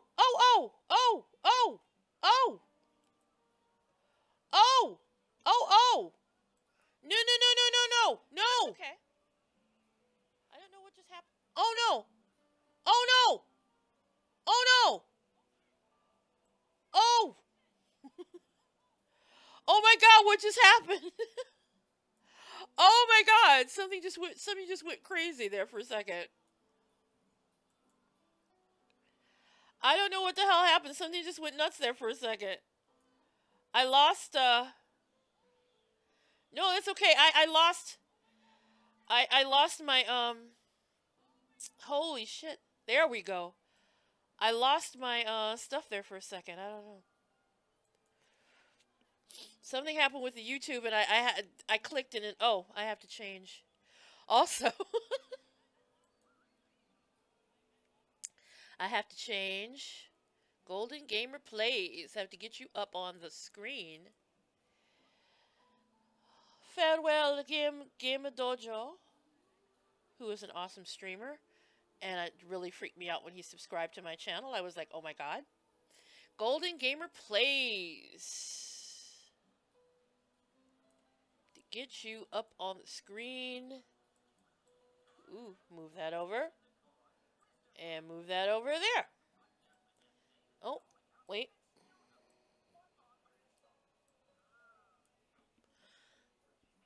Okay.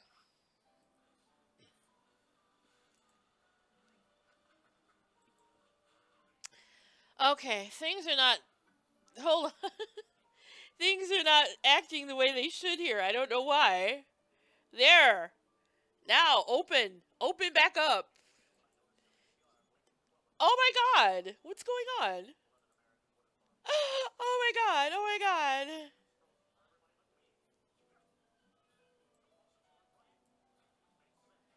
Okay, now. There we go. There we go. There we go.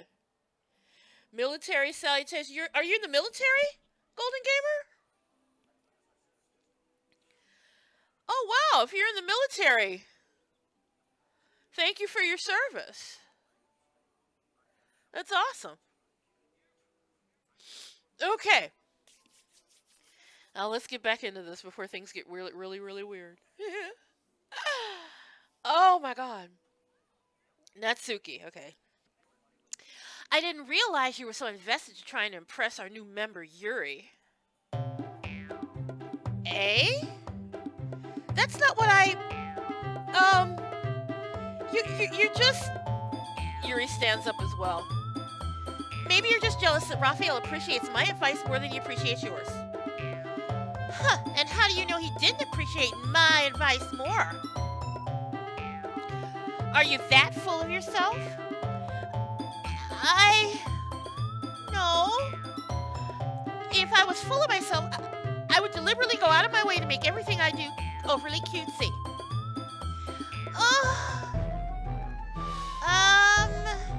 Is everyone okay? Well, you know what? I wasn't the one whose boobs magically grew a size bigger as soon as Raphael started showing up.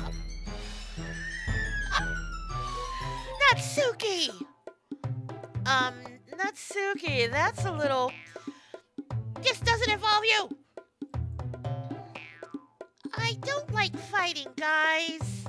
Suddenly, both girls turned towards me as if they just noticed I was standing there. Raphael? She's just trying to make me look bad. That's not true. She started it. If she could get over herself and learn to appreciate that simple writing is more effective, then this wouldn't have happened in the first place. What's the point of making all your poems convoluted for no reason? Meaning should jump out at the reader and not force them to have to figure it out. Help me explain that to her, Raphael. Wait! There's a reason we have so many deep and expressive words in our language. It's the only way to convey complex feelings and meaning the most effectively. Avoiding them is not only unnecessarily limiting yourself, it's also a waste. You understood that, right, Raphael? Well?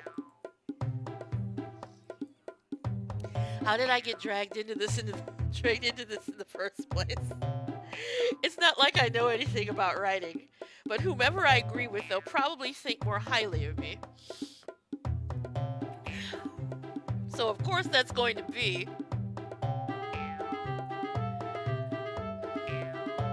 Who should I agree with? I don't know. Who should I don't know.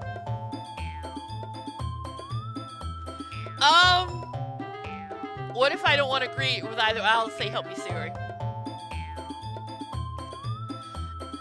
Natsuki glares at me, drying up any words I had in my mouth. So instead I turn to Yuri.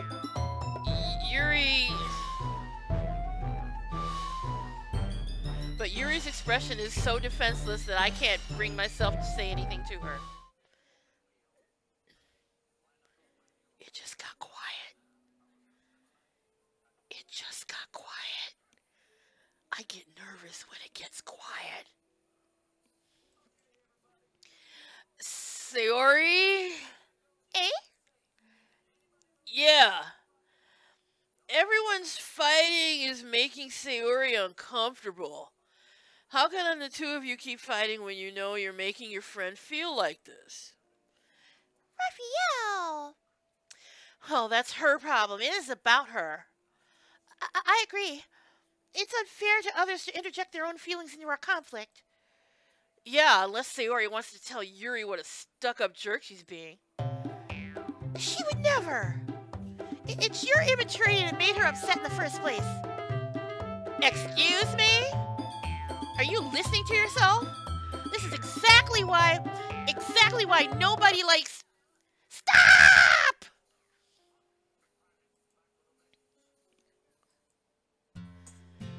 Natsuki, Yuri, you guys are my friends. I just want everyone to get along and be happy. My friends are wonderful people, and I love them because of their differences. Natsuki's poems, they're amazing because they give you so many feelings with just a few words. And Yuri's poems are amazing because they paint beautiful pictures in your head. Everyone's so talented, so why are we fighting? Because, well, also, Natsuki's cute and there's nothing wrong with that. And Yuri's boobs are the same as they always were. Big and beautiful. Oh, God. Sayori? Sayori stands triumphantly. Monica stands behind her with a bewildered expression. I'll make some tea. Yuri rushes off.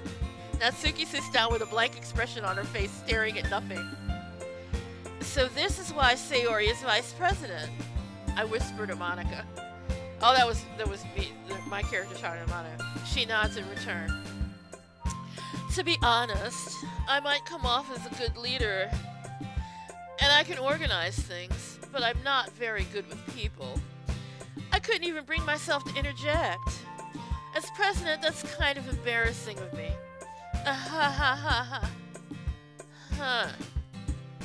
It's not like I could blame you. I wasn't able to say anything either. Well, I guess that just means Sayori is amazing in her own ways, isn't she? You could say that. She might be an airhead, but sometimes it's weirdly suspicious that she knows exactly what she's doing. I see. Take good care of her, okay? I would hate to see her get herself hurt. That makes two of us. You can count on me. Monica smiles sweetly at me, causing my stomach to knot. Ugh. Such a genuine person really does make a good president, regardless of what she says. If only I could get the chance to talk to her a little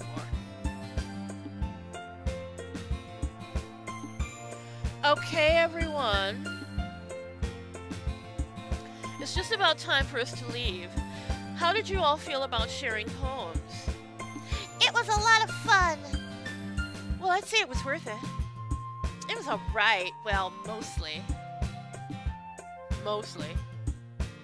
Raphael, how about you? Yeah, I'd say the same. It was a neat thing to talk about with everyone. Awesome. In that case, we'll do the same thing tomorrow. And maybe you learn something from your friends, too. So your poems will turn out even better. I think to myself, I did learn a little bit more about the kinds of poems everyone likes. With any luck, that means I can at least do a better job impressing those I want to impress. I nod to myself with a newfound determination. Raphael, ready to walk home? Sure, let's go. Sayori beams at me.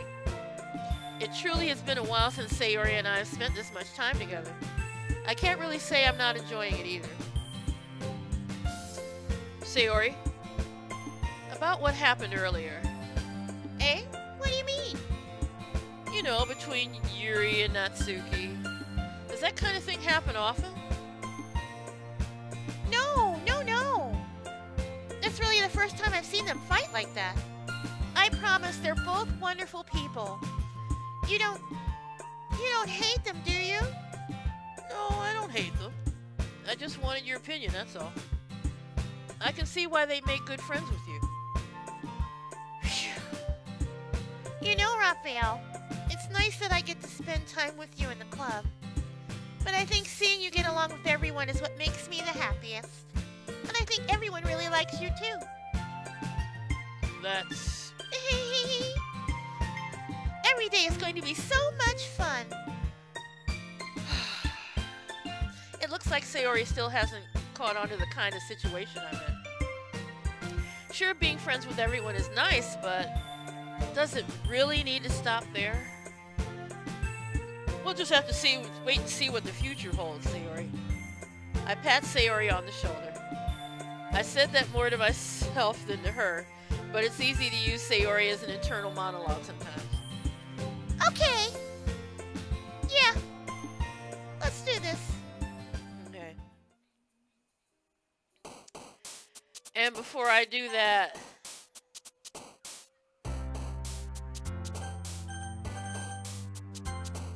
what's that? Monica's posture is so uncomfortable when she bends over like that. Yeah, well, Sayori to me is the most adorable of the group. Then will come Natsuki. Yeah, because they're so cute. Because they're so cute, that's why.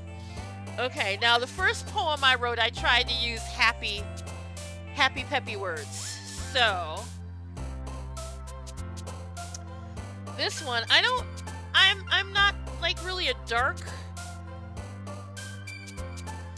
person. Well, I take that back. When I was a teenager, like all teenagers write dark stuff when they're depressed, but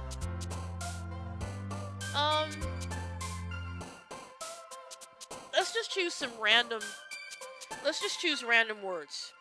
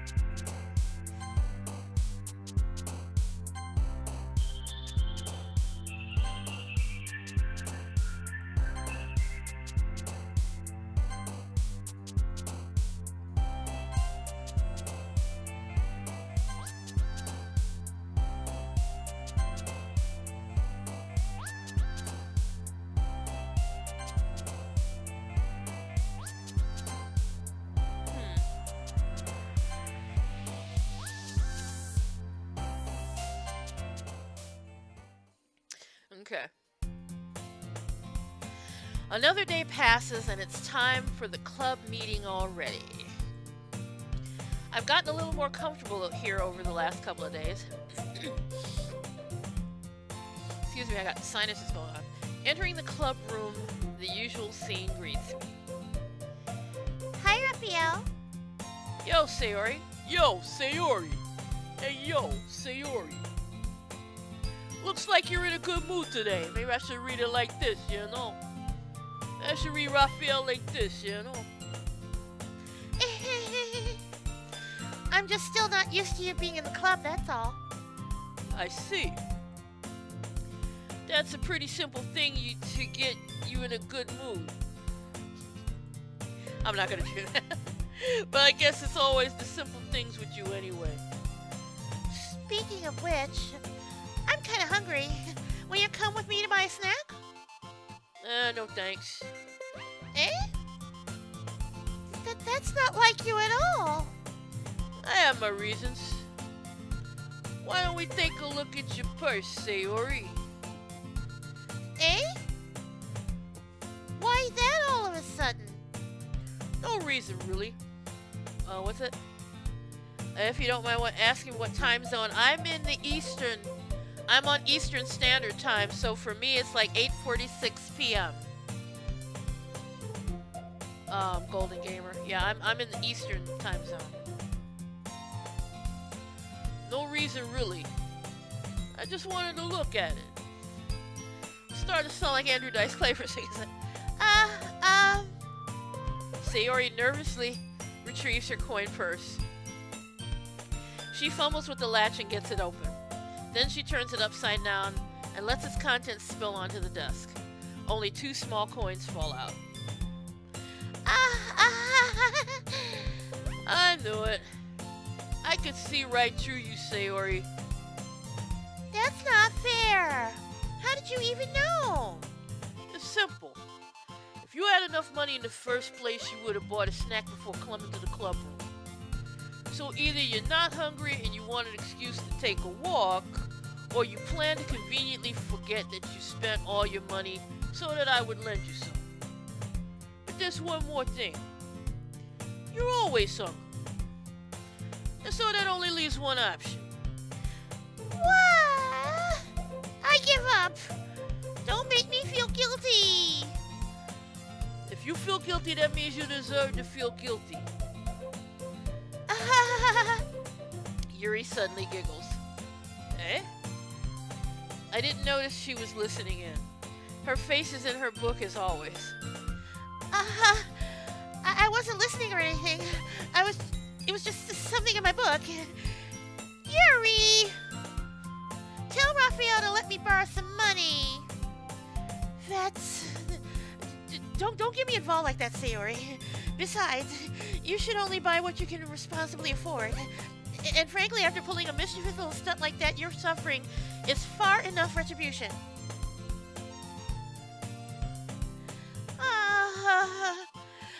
Did I just... I didn't mean that. I got too absorbed in my book. I really like when you speak your mind, Yuri. It doesn't happen so much, but it's a fun side of you. There's no way you could think that. You were right, though. I did something bad, and now I have to accept the revolution. Retribution. That. Still, coming from you, Sayori. I guess there's a little devil inside all of us, isn't there? Don't let her fool you. Sayori knows exactly what she's doing. After all, she told you guys she was bringing me to the club before she even told me. But I wouldn't have come if there weren't for the cupcakes. So I had to trick Natsuki into making them. Come on, give me more credit than that, Sayori. Whoa, did I just slap her? Did somebody just slap her? Kaya! Out of nowhere, something smacks Sayori in the face and tumbles onto the dust. Ow! What was... Eh? A cookie! Sure enough, it's a giant cookie wrapped in plastic. Somebody, what, did what's her name slap her in the face with a cookie? Is this a miracle? Because I paid my restitution. Retribution. Ashley, that almost worked. I was just gonna give it to you. But then I heard you blab about the cupcakes.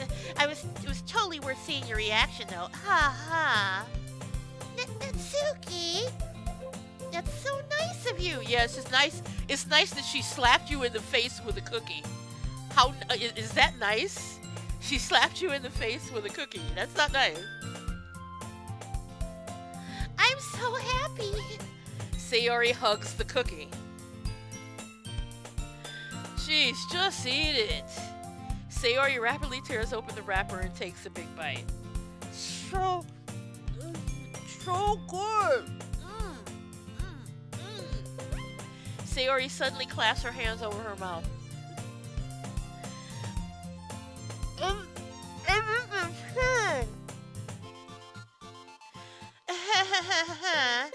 You're going through a lot over just one cookie. Natsuki takes a bite of her own cookie. Oh, yours looks really good too, Natsuki. Can I try it? Jeez. Beggars can't be choosers. But yours is chocolate. Yeah, why do you think I gave you that one? Fine. Still, I'm really happy that you shared this one with me. Sayori gets out of her seat and goes behind Natsuki, then wraps her arms around her. Oh, jeez.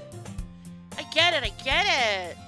Cookie still in hand, Natsuki reaches up to nudge Sayori off her. Oh! Sayori suddenly leans down and takes a bite out of Natsuki's cookie.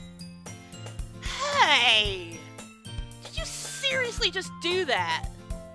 Mm-hmm. Mouth full, Sayori trots away to safety. Yuri and I laugh as well. Geez, you're such a kid sometimes. Monica, can you tell Sayori? Eh? Natsuki glances around. Monica isn't in the club room. Ugh. Where's Monica anyway? Good question. Haven't any of you heard anything about her being late today? Not me. Yeah, I haven't either. is a bit unusual. I hope she's okay. Of course she's okay. She's probably just had something to do today. She's pretty popular after all. Eh? You don't think she has a... I wouldn't be surprised. She's probably more desirable than all of us combined. That's not true. Oh, wait, sorry. That's true. Excuse me? Suddenly, the door swings open. Sorry, I'm super sorry. Ah, there you are. I didn't mean to be late. I hope you guys weren't worried or anything. Eh? Monica Sayori. Monica chose the club over her boyfriend after all. You're so strong-willed. But boyfriend? What on earth are you talking about? Monica quizzically glances at me. Ah, never mind that. What held you up anyways? Oh, well, my last period today was study hall. To be honest, I just kind of lost track of time.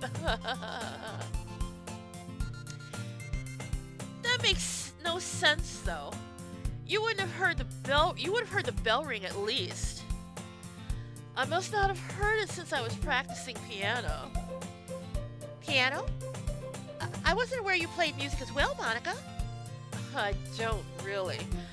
I kind of just started recently. I've always wanted to learn piano. That's so cool. You should play something for us, Monica. That's... Monica looks at me. Maybe once I get a little bit better, I will. Yay! That sounds cool. I'd also look forward to it. Is that so? In that case, I won't let you down, Raphael. Monica smiles sweetly. I didn't mean to pressure you or anything like that. Don't worry. I've been practicing a whole lot recently. And I'd really love the chance to share once I'm ready. I see. Well, in that case, best of luck. Thanks. Is it me or is it the way I'm reading it? Or are Monica's lines always seem to have some double entendre or some double meaning? Or, you know, like a sexual innuendo or some way. So I didn't miss anything, did I? No, not really. I chose to leave out Sayori's mischievous escapade. I'm sure Natsuki will end up complaining to her anyway. It looks like everyone has already settled down. Sayori somehow already finished her entire cookie. Yuri is back to her book and Natsuki disappeared into the closet. I'm really curious to talk to Yuri a little bit more. But at the same time, I would feel bad for distracting her from reading. I catch a glimpse of the cover of her book. It looks like the same book she lent to me. More than that, she seems to be on the first few pages. Crap. I think she noticed me looking at her. She sneaks another glance at me and our eyes meet for a split second. But that only makes her hide her face deeper in her book. Sorry. I was just spacing out. I mutter this, sensing I made her uncomfortable. Oh, it's fine.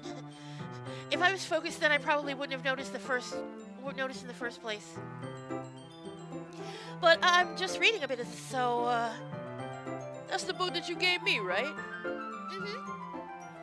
I wanted to I wanted to reread some of it. Not for any particular reason. Just curious how you come to have two copies of the same book. Well, when I stopped at the bookstore yesterday... Oh, that's not what I meant. I mean, I just happened to buy two of them. Oh, I see. There's something fairly obvious here that Yuri isn't telling me, but I decide to let it go. I like your voicing for the characters. Thank you, Golden Gamer Plays. It didn't start out that way, but I have to keep... I just started doing it. Just a way for me to keep...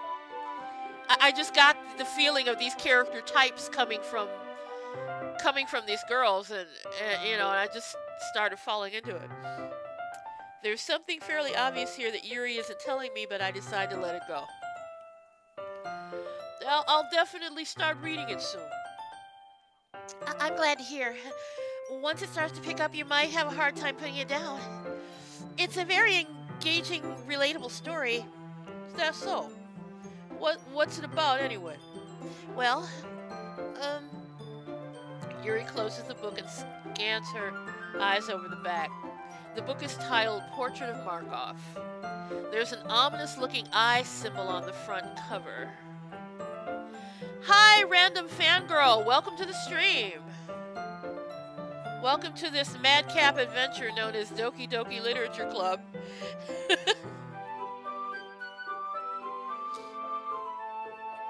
There's an ominous-looking eye symbol on the front cover. all right. I just wanted to make sure I don't accidentally give anything away. Basically, it's about this girl in high school who moves in with her long-lost younger sister. But as soon as she does so, her life really gets strange. She gets targeted by these people who escaped from a human experiment prison. And while her life is in danger, she needs to desperately choose who to trust. No matter what she does, she ends up destroying most of her relationships, and her life starts to fall apart. That's me. That's kind of, it's kind of dark, isn't it? Yuri made it sound like it was going to be a nice story, so that dark turn came from nowhere. Yuri gently giggles all of a sudden. Are you not a fan of that sort of thing, Raphael? No, it's not that. I mean, I can definitely enjoy those kinds of stories, so I don't... Wait, hold up. I clicked too soon. I lost the dialogue. I hope so. Yeah, I totally forgot that Yuri is into those things. She's so shy and reclusive on the outside, but her mind seems to be completely different. It's just that those kinds of stories, they challenge you to look at life from a strange new perspective. When horrible things happen just because someone wants to be evil, but because they have their own goals, their own philosophy that they believe in, then suddenly when you thought you related to the protagonist, they're made out to be naive. They're made out to be the naive one for letting their one-sided morals interfere with the villain's plans. Oh, click history? Okay. I'm rambling, aren't I? Not again. I'm sorry. Hey, don't apologize. I haven't lost interest or anything. Well, I guess it's all right then. But I feel like I should let you know that I have this problem. When I let things like books and my writing fill my thoughts, I kind of forget to pay attention to other people. So I'm sorry if I end up saying something strange. And please stop me if I start talking too much. I really don't think you need to worry. That just means you're passionate about your reading. And at least I can do is listen. It's a literature club after all. That's true. In fact, I might as well get started reading it, right? You don't have to. Oh, that's me. What are you saying? Just a moment ago, you were looking forward to it. You said you were looking forward to it. Let me just get the book. I quickly retrieved the book that I had put into my book bag. All right, it's fine if I sit here, right? I slip into the seat next to Yuri's. Yeah. Are you sure? You seem a little apprehensive. I'm sorry. It's not that I don't want you to. It's just something I'm not very used to. That is, reading in company with someone. I see. Well, tell me if I end up distracting you or anything. All right. I open the book and start the prologue. Soon I understand what Yuri means about reading in company. It's as if I can feel her presence over my shoulder as I read. It's not a particularly bad thing. Maybe a little distracting, but the feeling is somewhat comforting. Yuri is in the corner of my eye. I realize that she's not actually looking at her own book. I glance over. It looks like she's reading from my book instead. Sorry. I was just... Yuri, you really apologize a lot, don't you? I do? I don't really mean to. Sorry. I mean... Aha. Here, this should work, right? I slide my desk until it's up against Yuri's, then I hold my book more between the two of them. I suppose so. Yuri timidly closes her own copy. Once we lean in a little bit, our shoulders are almost touching. It feels like my left arm is in the way, so instead I use my right hand to hold the book open. I guess that makes it kind of difficult to turn the page. Here. Yuri takes her left arm and holds the left side of the book between her thumb and forefinger. Excuse me for that, guys. I got sinus things going on. I do the same with my right arm on the other side of the book. That way I turn a page, Yuri slides under her thumb under it after it flips to the other side. But in holding it like this, we're huddled even closer than before. It's actually kind of distracting me. It's as if I can feel the warmth of Yuri's face, and she's in the corner of my vision. Are you ready? Eh? Turn the page. Sorry. I think I got a bit distracted for a second. I glance over at Yuri's face again, and our eyes meet. I don't know how I'll be able to keep up with her. That's okay. You're not used to reading, right? I don't mind being patient if it takes you a bit longer. It's probably the least I can do, since you've been so patient with me. Yeah. Thanks.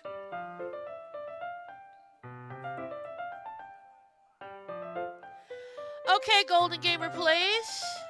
Thank you. Yes, and you can also join my Discord. The link for my Discord is in the description of the video, so you can hook up with my Discord there, and I can hook up to yours. There you go. Community gaming works out. Thanks. And thank you for stopping by, and thank you for the sub. I really appreciate it, and I hope to see you back. I will be streaming again tomorrow night. I usually stream on Wednesdays and Fridays at 6 p.m. Eastern, but yesterday I went to a movie, so I didn't stream last night, and this was a complete surprise. I didn't expect to do this game, so it's a new thing. I will be continuing with this game, but tomorrow night I will be streaming at 6 p.m. Eastern, continuing with the game that I was currently working on, which is Assassin's Creed Origins DLC, The Hidden Ones. So come on back if you want to see that, and I will be doing some more Doki Doki as well. But thank you! Okay, Raphael, thanks. We continue reading. Yuri no longer asks me if I'm ready to turn the page. Instead, I just assume that she finishes the page before me, so I turn it by my own volition. We continue the chapter in silence. Even so, turning each page almost feels like an intimate exchange. My thumb gently letting go of the page, letting it flutter over to her side as she catches it under her own thumb. Hey, Yuri. This might be a silly thought, but the main character kind of reminds me of you a little bit. You think so? How does she? Well, I guess she's more blunt in a lot of ways, but she also second-guesses all of the things she says and does. Like she's afraid she'll do something wrong. It's not like I can see into your head or anything, but they're kind of reminiscent of some of your mannerisms. I see. Yuri remained silent for a moment. But Raphael, that's probably a terrible thing to have in common with her. That's so embarrassing that you think that. Wait, I didn't mean that in a bad way or anything. Sorry, I really didn't know you were self-conscious about that sort of thing. I guess I meant more that it's kind of cute. What are you saying all of a sudden? Okay, everyone. I like the little jump she just did. I think it's about time we share today's poems with each other. I wish they would let you see the poem that you write. That would be interesting. With the words that you pick. Like to just come up with a poem with all the words that you pick. I think it's about time we share today's poems with each other. We might not have enough time if we wait too long. Yuri exhales, spared from finishing her thought. Is that all right, Yuri? You look kind of down. I'm sorry if you haven't been looking forward to this. It's not. It's fine. Yuri releases her hand from the book, causing it to close on top of my thumb. All right. I guess I'll do some more reading tonight. Or would you prefer I only read this with you? I guess I don't have too much of a preference either way. In that case, I'll read a little more tonight. It'll be more fun to read with you after it picks up a bit, you know? That's good reasoning. In that case, feel free to finish the first 2 chapters on your own, in your own time. All right. I stand up. I make a mental note of where I left off in the book, then slip it back into my bag. Okay. Who should I show my poem to first? I'm just gonna go in the order.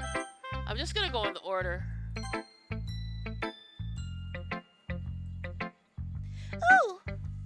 I like this one, Raphael. It has some nice feelings in it. Oh, I'm glad. Still, though, your tone makes it sound like you liked yesterday's poem better. I guess you caught me. Sometimes you know me a little too well for my own good. Well, just don't try to be nice. Don't just try to be nice about it. If I'm doing a bad job, and I'd just rather hear it. No. I still like this one, I promise. You know I wouldn't lie to you, Raphael. Never. Yeah, I guess so. What made yesterday's poem so great compared to this one, then? Well, I'm not very good at figuring out if poems are good or bad, but that's why I just go by my heart. If it makes me feel things, then it must be a good poem.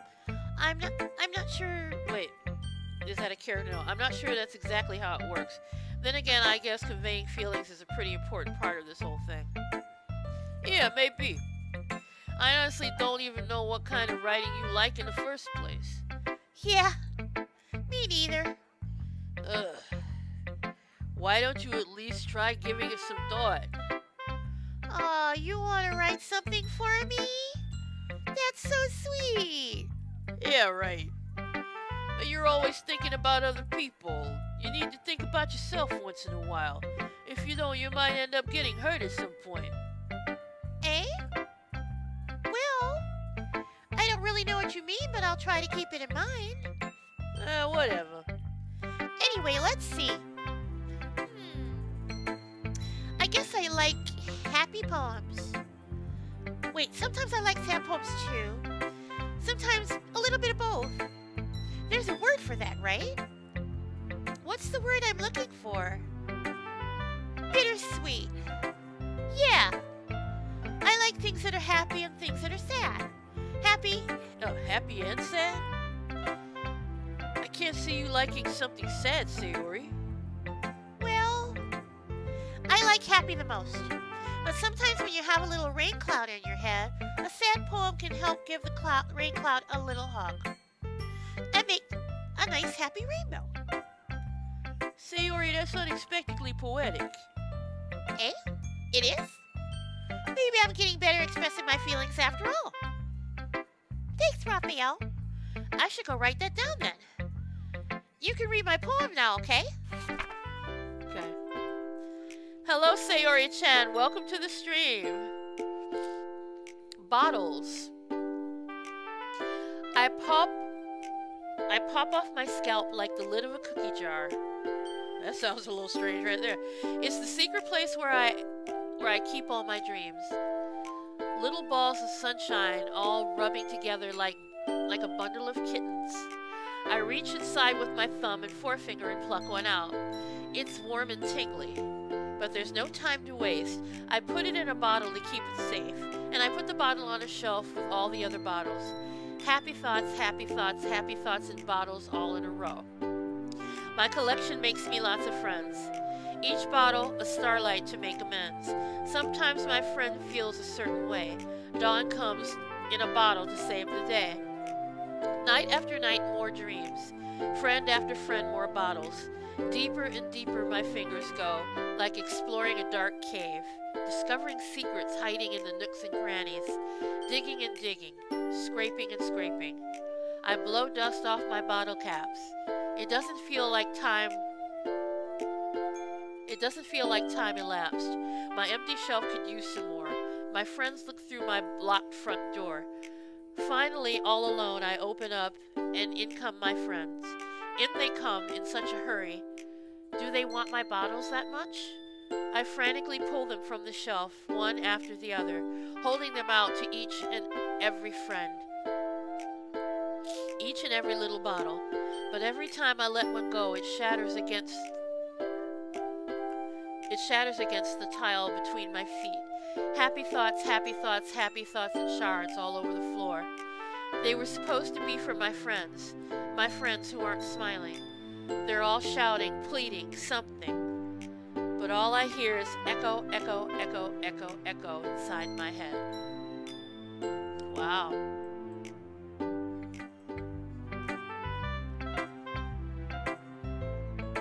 Hello, Corinne Desta. Welcome to the stream. Welcome to the stream. Raphael, okay. Raphael, okay. Sayori, did you really write this? Of course I did. I didn't tell you yesterday I was going to write... Didn't I tell you yesterday I was going to write the best poem ever? Yeah, but... I mean, I didn't expect something like this coming from you. Monica, Hi, Stephen. This is Clem Fandango. Can you hear me? Yes, I can hear you, Clem Fandango. Sayori-chan! Sayori-chan, Sayori-chan. I must do stop the stream for just a moment for Sayori-chan. Sayori-chan has subscribed to the channel. I wish I could turn down that music. Wish I could turn down that music because it's going to screw things up for it. But Sayori-chan, thank you for subscribing to the channel. And for my new subs, I must honor you. I must honor you, Sayori-chan. Where's my thing? For every sub to my channel, there is a special occasion that we call... I don't understand what's going on here. What's going on here is... Shots! Oh, shots! Shots! Shots! Welcoming you, Sayori-chan, the newest subscriber to my channel, to VidGirl H channel. I honor you. Yes. I thank you so much for your sub, and I honor you with a shot of some of the most delicious Jack Daniel's honey in the world. Whoa! No! It gets dark real quick, those shades, man. Thank you. Oh my goodness. Thank you, Sayori-chan, for your sub. I honor you. Cheers.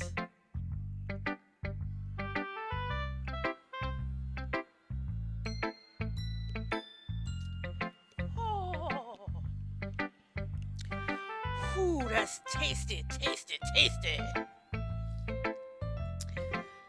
Let me get you up on the board here on Hi, my... Stephen. This is Clem Fandango. Can you hear me? Oh yes, my I can goodness! hear you, Clem Fandango. Oh my goodness! Corinne! Corinne! Oh my goodness! Let's turn that down for a second. Oh my goodness! Oh my goodness! One more time, I don't Corinne! understand what's going on here. Corinne! What's going on here is... Shots! Corinne! Everybody! Corinne, thank you so much. Thank you so much for your sub. I appreciate you, and I honor you with the gift. Or you honoring me with the gift. Thank you so much. Goodness, gracious goodness. I didn't expect that. Oh my. Holy moly, I'm close to my sub goal too. Thank you, Corinne Desta. Welcome. Welcome to VidGirl H channel. I hope you have fun here. I do a lot of different games. So hopefully you find something you like, you stick around. We'll have fun. We'll have fun. I promise. Cheers.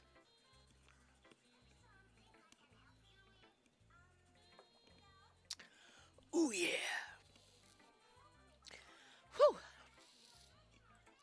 Oh, wait, let me get... I have to get some kind of a ticker that displays recent subs in subsequently, because I kind of hate that I couldn't put Sayori-chan. I couldn't put Sayori-chan up before Corinne got in there. Yeah, I'll have to update my find a way to update my my sub count, or my sub display. Oops. Oh, what did I just do? What did I just do? What did I just do? Okay. Alright. Bring that down. There we go. Okay. Woohoo. Thank you, thank you, thank you for the sub. Okay, Corinne. Well, thank you for stopping by. I appreciate you and appreciate the sub. Thanks. Oh my goodness. All right, where am I? Where am I? Where's the window? There it is. All right, bring this back up.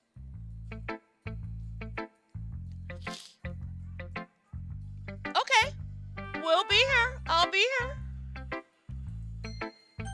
Okay, let's bring this back over. Oh. Hold on, guys. I may have to, let's pause this for a sec.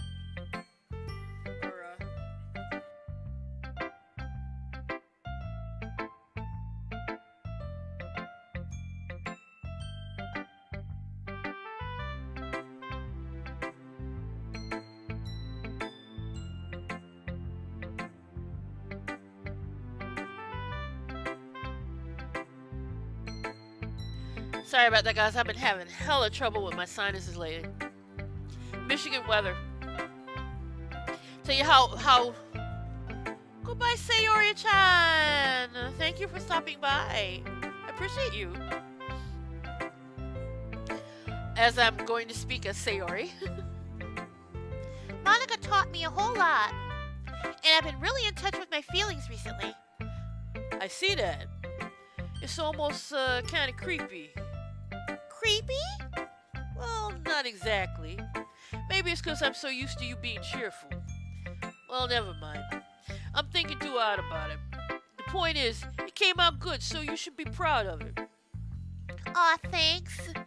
I feel like I was meant to express myself in this way. Oh, okay. Whoa. Wait a minute. Whoa, hold on. Okay.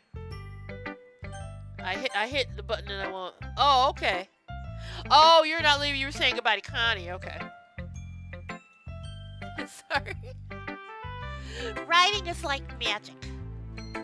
You got pretty passionate about this, huh? I don't know why Raphael's coming out like this, you know? I have no idea why he's coming out like that. I just started reading him straight, now all of a sudden he's coming out like this, you know? I hope you keep it up. Yeah! Writing's the best! I'm gonna keep writing until I die. Don't get ahead of yourself. Sayori's always had a habit of getting obsessed with something before dropping it no more than a week later. I wonder if this is one of those times. Yeah, I wonder that myself. But seeing the passion in her eyes makes it hard for me to be pessimistic. Who should I show my poem to next? Natsuki. And I see Natsuki just joined my chat. Hi, Natsuki.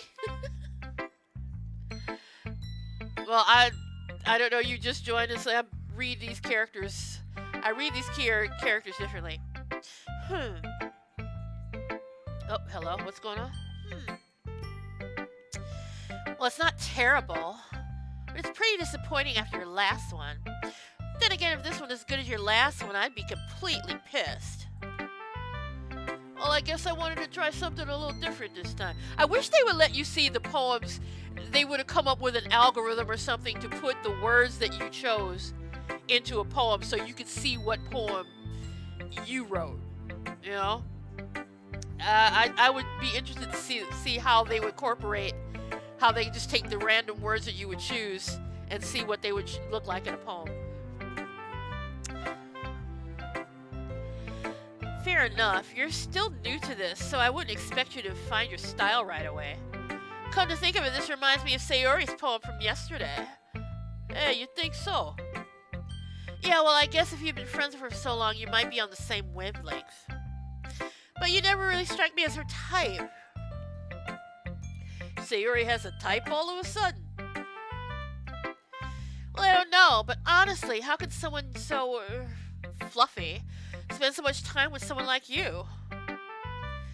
It's like she's dragging around a dead weight. That was a little unnecessary. But think of it this way, if it weren't for me, she probably would just fly away like letting go of a balloon.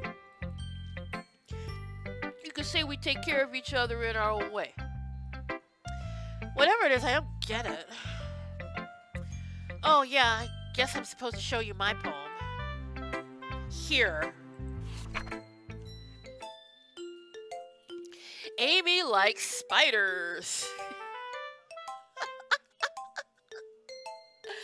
You know what I heard about Amy? Amy likes spiders.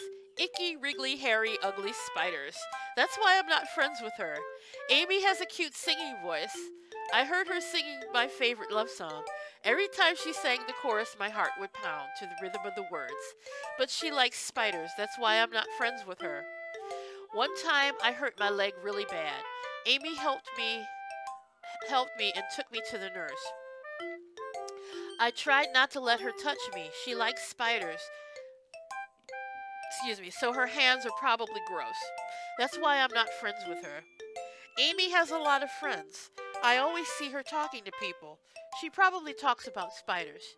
What if her friends start to like spiders too? That's why I'm not friends with her. It doesn't matter if she has other hobbies. It doesn't matter if she keeps it private. It doesn't matter if it doesn't hurt anyone. It's gross. She's gross. The world is better off without spider lovers, and I'm gonna tell everyone. Well, that's kind of messed up. What the hell? That's kind of messed up. I mean, you can be friends with somebody and not, and they can like different things. That's kind of messed up.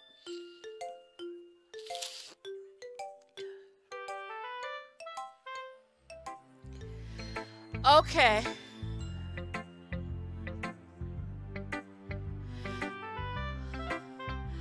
I have a Sayori, a Natsuki, and a Monica in my chat. Yes, where's Yuri? Yes, we need a Yuri. Yeah, where's Yuri? Yuri's not in my chat.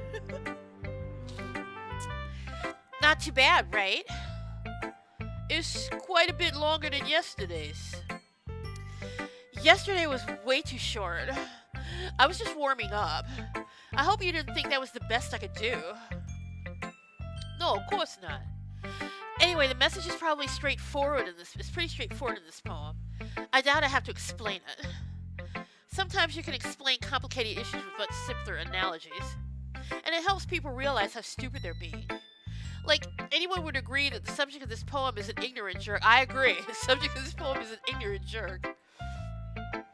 Do you know people like that?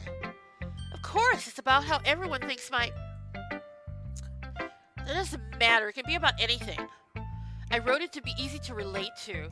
Everyone has some kind of weird hobby or guilty pleasure. Something like that you're afraid if people find out they make fun of you or think less of you. But that just makes people stupid. Who cares what someone likes as long as they're not hurting anyone or it makes them happy? I agree, Natsuki, I agree. I think people really need to learn to respect others for liking weird things. Thank you, Natsuki. I agree. Well, you're definitely right. At least I can relate to that. And I'm sure a lot of other people can too. It's what I do best after all. I don't like writing unless there's a good message to take away from it. Like conveying emotions is important. But I want to make people think, not just feel. Remember that. I'm going to write a good one for tomorrow, so look forward to it. Who should I show my poem to next? Yuri! Oh, wait, is my... Okay, it's on. Guys, I apologize for the stuffiness. I definitely apologize for the stuffiness. It's like Michigan weather. Let me tell you about Michigan weather. Michigan weather changes so quickly. Monday, we had record highs of like 65 degrees, and this is February, and there was snow on the ground. We had record highs of like 65 degrees. And then Tuesday, and then 2 days later, 65, then 50, and then the next day after that, it was 30 degrees. That's what Michigan weather does. Yeah, that's what Michigan weather does to your sinuses. And it's 33 degrees now after being warmer today, so. No, Yuri's not here yet. No, Yuri's. All we need is a Yuri in the chat. All we need is a Yuri in the chat, and it'd be complete. I swear to God. That would be so awesome to have all of you in the chat. That would be so funny. Let's see what you've written for today. Yuri stares at the poem with a surprised expression on her face. Do you like it? Raphael, how did you pick up on this so quickly? Just yesterday I was telling you the kind of techniques worth practicing. Maybe that's why. You did a good job explaining. I really wanted to try giving it more imagery. Yuri visibly swallows. Even her hands appear sweaty. I'm not used to this. Used to what? I don't know. It's fine. Take your time. Take your time. Yuri breathes and collects her thoughts. I know that Yuri likes to think before she speaks, so I offer that patience to her. Yeah. Just being appreciated like this, I guess. It probably sounds really stupid, but seeing someone motivated by my writing, it just makes me really happy. Are you saying you've never shared your writing before? Yuri nods. Really, I don't believe it. I really only write for myself, and besides, people would just laugh at me. Do you really think that? Again, Yuri nods. Huh? Even your close friends? Yuri doesn't respond to that. I wonder why. Anyway, do you want to share the poem you wrote today? Yeah, I do. If it's with you. The Raccoon. It happened in the dead of night while I was slicing bread for a guilty snack. My attention was caught by the scuttering of a raccoon outside my window. That was, I believe, the first time I noticed my strange tendencies as an unordinary human. I think that's what it says. I gave the raccoon a piece of bread, my subconscious well aware of the consequences, well aware that a raccoon that is fed will always come back for more. The enticing beauty of my cutting knife was the symptom. The bread, my hungry curiosity. The raccoon... Hi, Stephen. This is Clem Fandango. Can you hear me? Yes, I can hear you, Clem Fandango. Yuri! Yuri is here. We have a Yuri in the chat. Oh my God. Okay. All right. You know what that means. Let me finish reading this poem and then I will get to that. Oh my God. Where was I? The enticing beauty of my cutting knife was the symptom. The bread, my hungry curiosity. The raccoon, an urge. The moon increments its phase and reflects that much more light off of my cutting knife. The very same light that glistens in the eyes of my raccoon friend. I slice the bread fresh and soft. The raccoon becomes excited.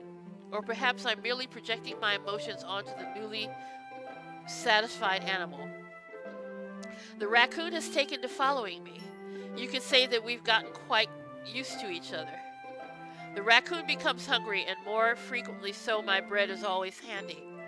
Every time I brandish my cutting knife, the raccoon shows me its excitement. A rush of blood. Classic Pavlovian conditioning. I slice the bread and I feel myself again. All right. I must honor Yuri, who just joined the chat. Yuri, who just joined the chat, who just subscribed to my channel. Thank you, Yuri, and I honor you, Yuri. With oh wait, hold on. What's going on? I don't understand what's going on here. What's going on here is shots.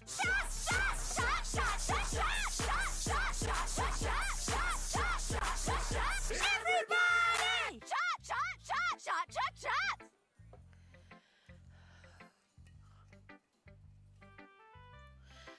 Yuri, thank you so much for subscribing to my channel. I hope you enjoy yourself, and I hope you have fun while you're here. And I hope you forgive my sinuses, because my sinuses are giving me problems. But Hi, Stephen. This is Clem Fandango. Can you hear oh, me? good Yes, I Lord! can hear you, Clem Fandango. Oh, good Lord. Okay, who? Yuri and Natsuki. Oh, my goodness. Okay, okay. This is for Yuri. Thank you, Yuri. Thank you. Welcome to the channel. Welcome to the stream. And we go.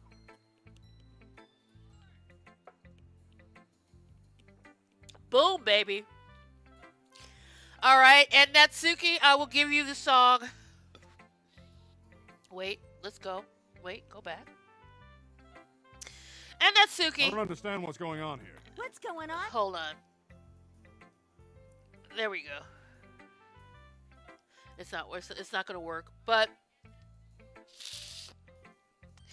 my sinuses are going to clog up and I'm not going to even be able to taste this. But oh my god, thank you for subscribing to the channel. Natsuki. Welcome. Welcome, welcome, welcome. Thank you, Natsuri. Welcome to the channel. Cheers.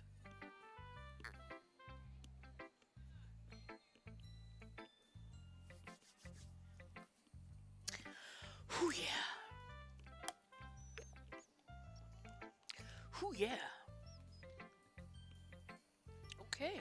Let's go I back. don't understand what's going on here. Okay, What's we're going on here we're is doing that. Shots! Shots, shots, shots, shots, shots, shots, shots. There you go. It works. Everybody! Shot, shot, shot, shot, shot, shot! And my like spike is open. If you guys haven't done it, please like the channel. And also, if you haven't subbed, please sub up. And also, follow me on Twitter if you want to know when I'm going to be tweeting, when I'm going to be streaming again. Because I tweet out the stream. Oh, God. My sinuses. Oh, my God. It's going to kill me.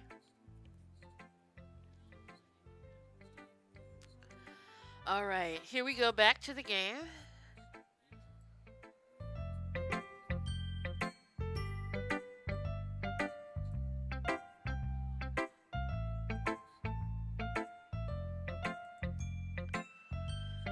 Okay.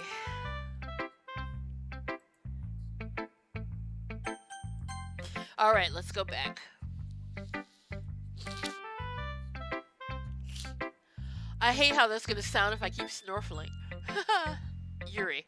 I was a little more daring with this one than yesterday's. I can see that. It's a lot more metaphorical.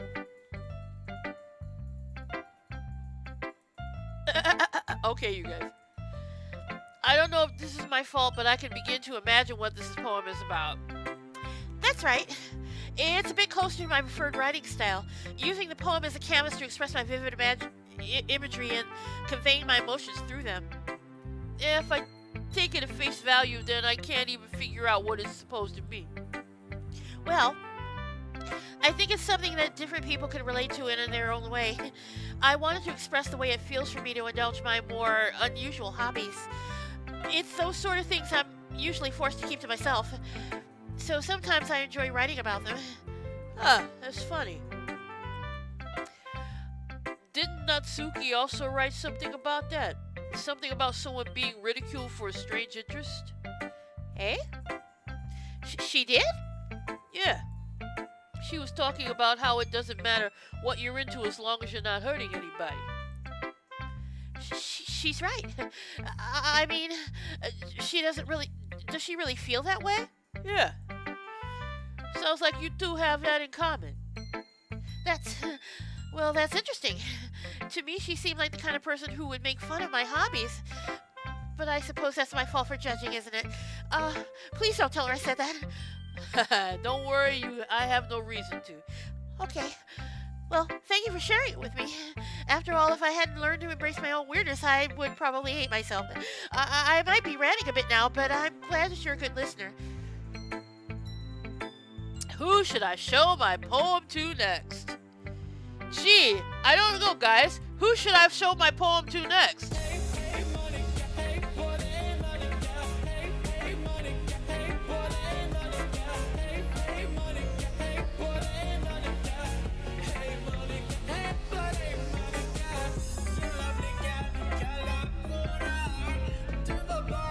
Okay. Monica! Okay, in the chat, have we determined who the true Monica is? Because I think we have two Monicas in chat. Sayori! Sayori, you be patient. You can hang yourself soon enough. Be patient.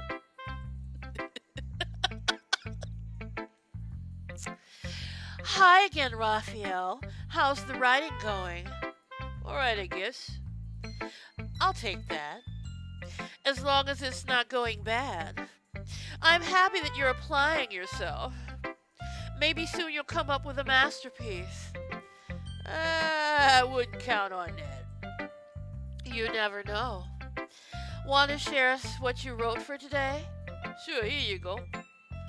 I give my poem to Monica. Alright. Great job, Raphael. I was going ooh in my head while reading it. It's really metaphorical. I'm not sure why, but I didn't expect you to go for something so deep. I guess I underestimated you. It's easiest for me to keep everyone's expectations low. That way, it always counts when I put in some effort. That's not very fair. Well, I guess it worked anyway. You know that Yuri likes this kind of writing, right? Writing that's full of imagery and symbolism. Unlike Sayori, who's used to simple and direct words to describe happiness and sadness. Yuri likes it when the readers are left to derive their own meaning out of it. I don't know why I'm reading her like that. I don't know why any of the character voices came out the way they did. As I started this with one voice, and as I continue to read it, I just started morphing into the characters in my head. I don't know why.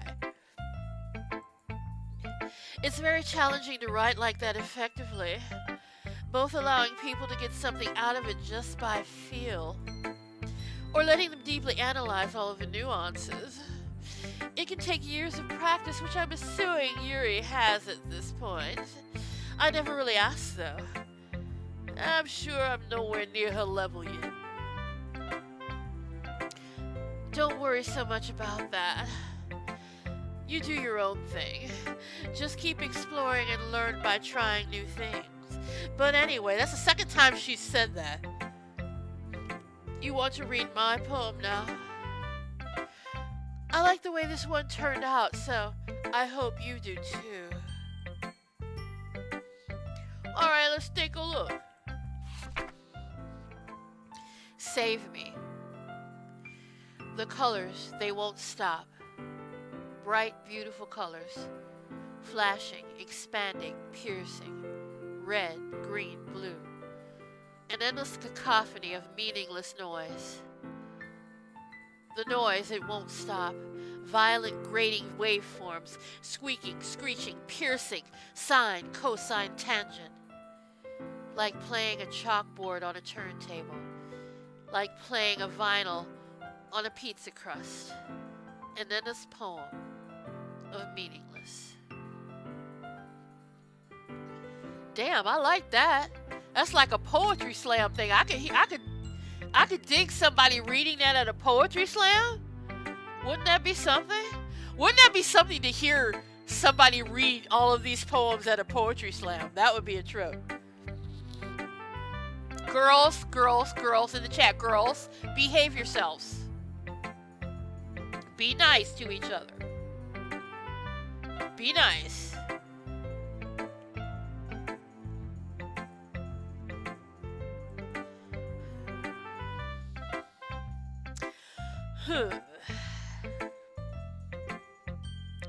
It's even more abstract than your last one, huh?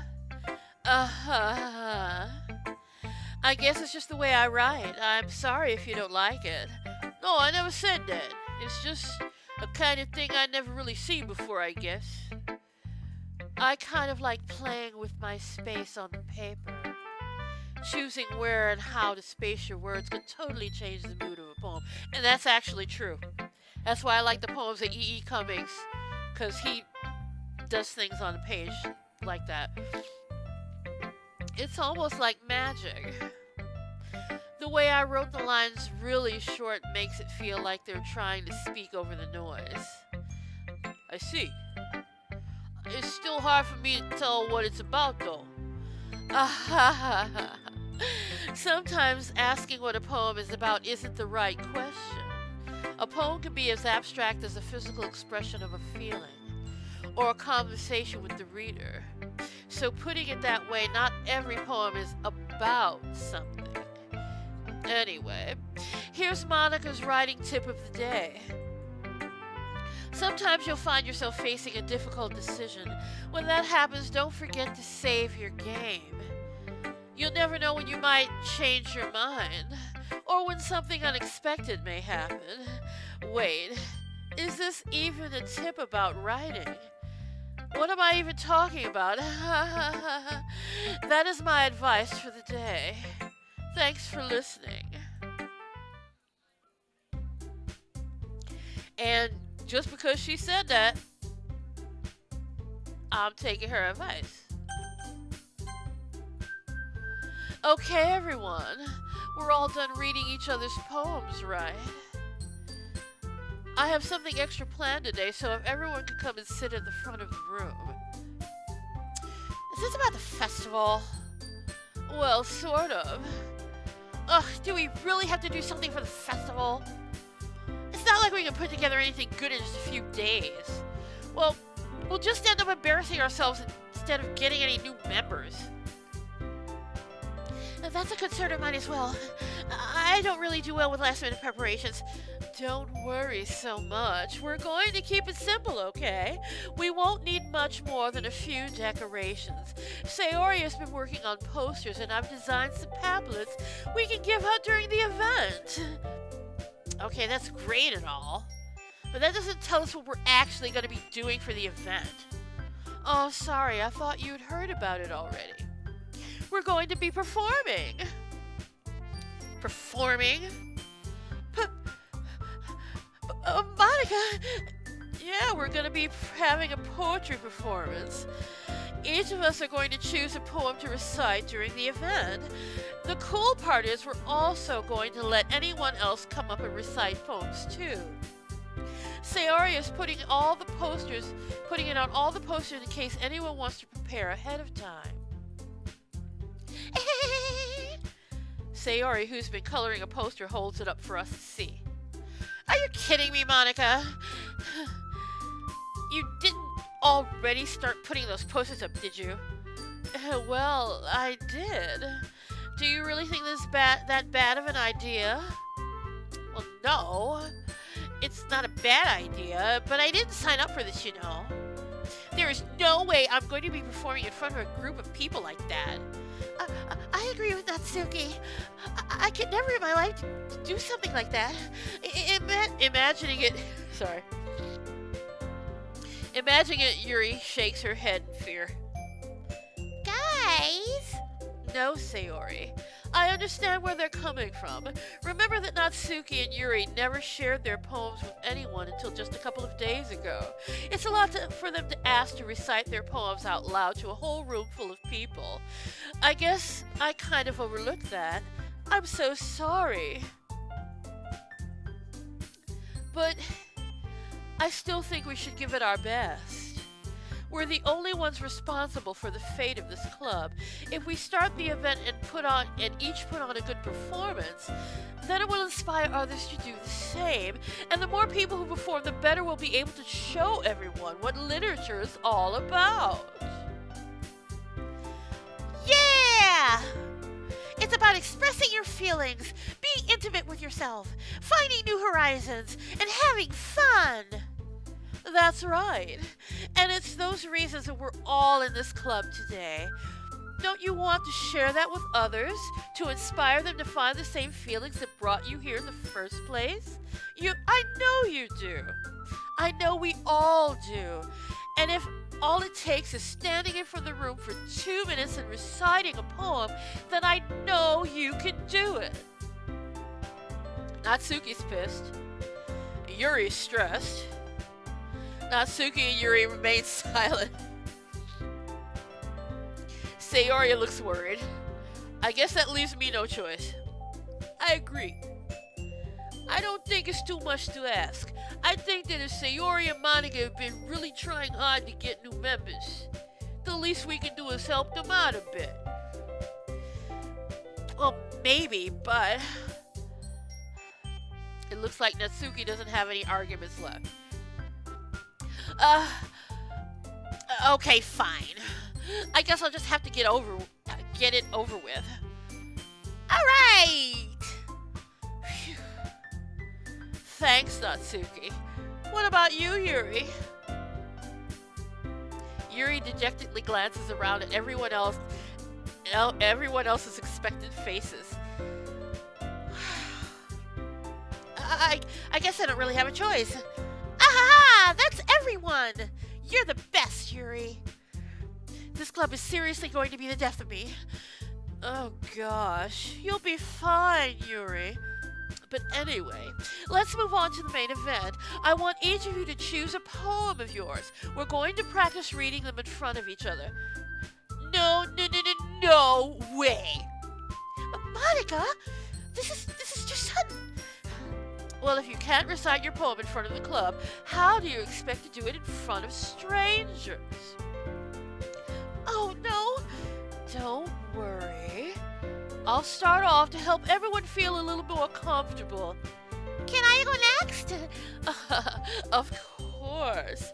Now let's see. Monica flips through her notebook to the specific poem she has in mind for herself. Then she stands up behind the podium. The title of this poem is The Way They Fly. Ahem. Monica begins reciting her poem. Her clear, confident voice fills the room. More than that, her inflection is pristine. She knows exactly how to apply emotion behind each line she recites, bringing the words to life. All right, Sayori, I see you there in chat, twerking. All right, Sayori, I see you twerking. All right, Sayori, knock it off. No twerking. You're supposed to be the sweet, cute one. No twerking. Okay. This is something she's done before. Is this something she's done before, or is she simply a natural? I glance around me. Everyone has their eyes on Monica. Sayori looks amazed. Yuri has an intense expression on her face that I don't understand. Finally, Monica finishes the recitation. The four of us applaud. Monica takes a breath and smiles. That was good, Monica. Thank you very much. I was just hoping to set a good example. Are you ready to go next, Sayori? I'll go next. What? Yuri's fired up all of a sudden? Yuri clutches a sheet of paper between her hands and stands up. Keeping her head down, she walks quickly over to the podium. This poem is called... Yuri anxiously glances at each of us. You can do it, Yuri! It's called Afterimage of a Crimson Eye. Yuri's voice shakes as she starts to read the poem. Just a moment ago, she practically refused to do this. Why is she suddenly putting in so much effort? As Yuri gets past the first couple of lines, her voice changes. It's almost like what happens when Yuri gets absorbed into her books. Her quivering words transform into the sharp syllables of a fierce, confident woman. I hate that my sinuses are clogging my voice up. The poem is full of twists and turns in its structure that she enunciates with perfect timing. This must be a rare glimpse into the whirling fire Yuri keeps concealed in her head. Suddenly she's finished. Everyone is stunned. Yuri snaps back to reality and glances around her as if she bewildered even herself. It's up to me to save the situation. I'm the first to start applauding. Everyone joins me afterward and we give Yuri the recognition she deserves. I want to know what the poems they wrote were. I want to know what Yuri wrote. I want to know. It's not that we didn't want to applaud for her, but we were caught so off guard that we must have forgotten. As we applaud, Yuri holds the poem to her chest and rushes back to her seat. Yuri, that was really good. Thank you for sharing. It looks like Yuri is down for the count. Okay, I guess I'm next then. Sayori hops out of her chair and cheerfully walks to the podium. This one is called My Meadow. Sorry, I giggled.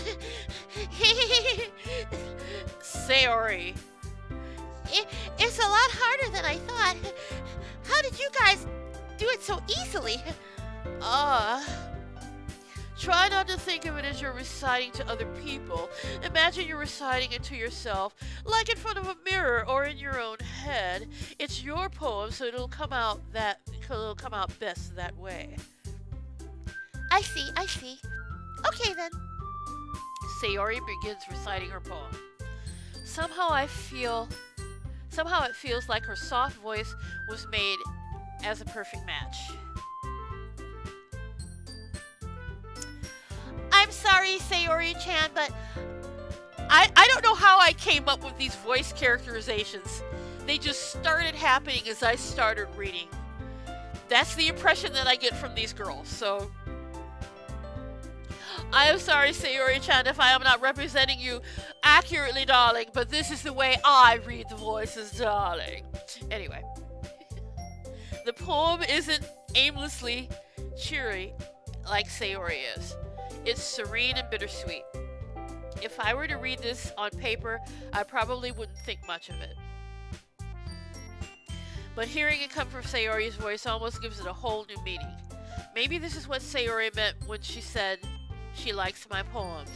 It's like I get to reach more deeply into someone I thought I knew thoroughly and through. Sayori finishes and we applaud. I did it! Good job, Sayori. Even Raphael liked it. I guess that's a good sign. What does that even mean? It came out nicely, Sayori. The atmosphere of the poem fits you really nicely, but it might be that other poems wouldn't work quite as well with that kind of delivery. Eh? I don't really understand. In other words, I've seen poems of yours where that sort of gentle delivery wouldn't work as well. They might need a little more force behind them, depending on what you're reading.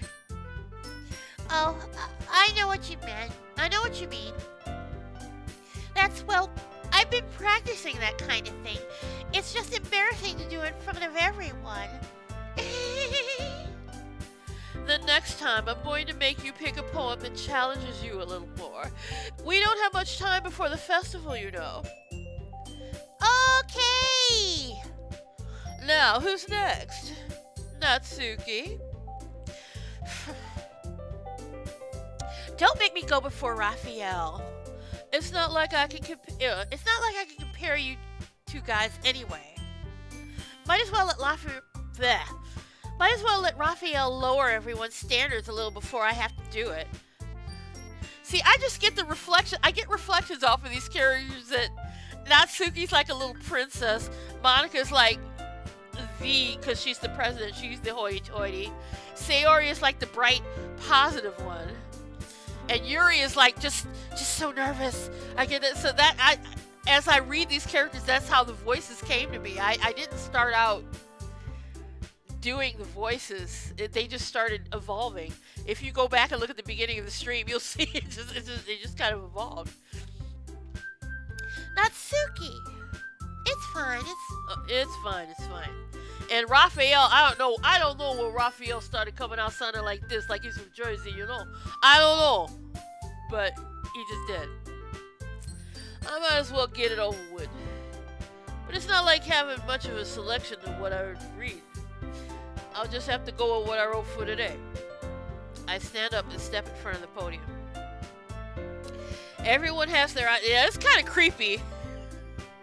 Looking at these girls' eyes. I just noticed a couple of these girls, their eyes match. Yuri's eyes match her hair color.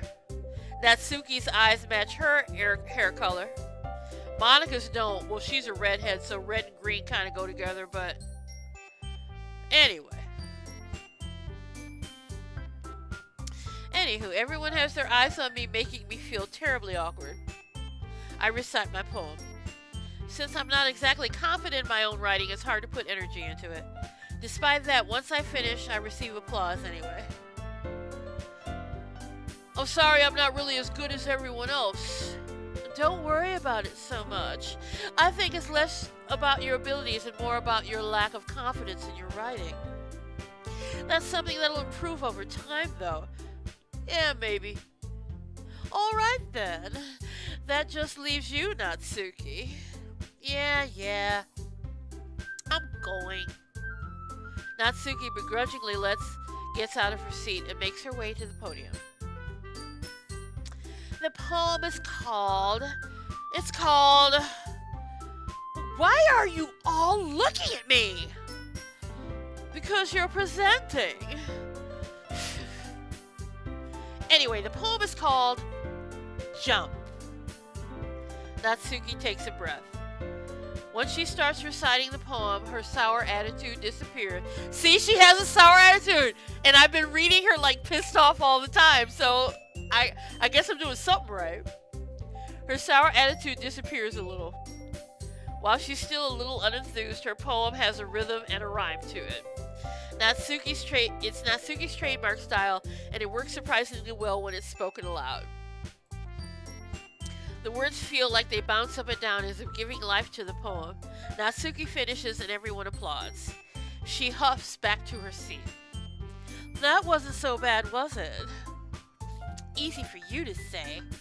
You'd better not make me do that again. Well, do you at least feel prepared enough to recite a poem in front of other people? I mean, doing it in front of other people will be way easier. I can put on whatever face I want for other people. But when it's just my friends, it's just embarrassing. Well, that's a surprise, Natsuki. I think it would be the other way around for me. Well, that's just not how it is, so... Well, I guess in that case, you won't have much to worry about for the festival. That said, I want to thank everyone for coming through. I think it might be hard, but I hope that all of you have an idea of what it's like now. Make sure you pick a poem and get enough practice before the festival, okay? I'll be making pamphlets, so let me know ahead of time what you'll be reciting. Jeez. I should probably find some other poem to recite instead. That's fine too. It doesn't have to be your own. I'm already pleasantly surprised that you're putting in all this effort for the club. It makes me really happy. Yeah, no problem. Okay, everyone. I think that it's about it for today. I know the festival is coming up, and let's try to write poems for tomorrow as well. It's been working out really nicely so far, and I'd like you to continue that. As for the festival, we'll finish planning tomorrow, and then we'll have the weekend to prepare.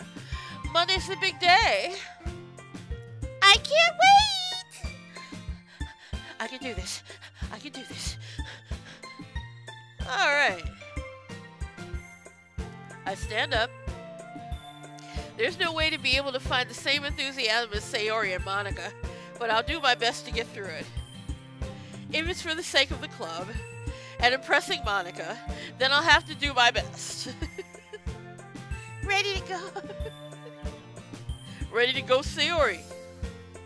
Yep.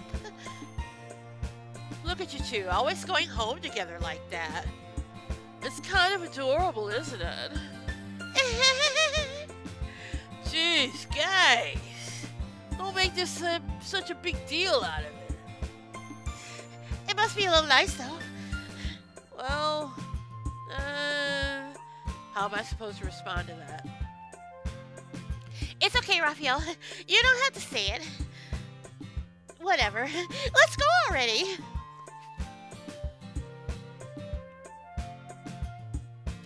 I walk home with Sayori once more. Even though it's only been a few days, a lot of things have already changed. But today, since Sayori is being a little quieter than usual on the way home. Excuse me. Sorry about that, guys. Hey, Sayori. Sorry, I was spacing out. No wonder. I was thinking about something from earlier. Like how we get to... Sayori fumbles with her words. So let's just say that one day Yuri asked to walk home with you. Huh? What would you do? What kind of question is that? You're kind of putting me on the spot here. Well, here we go.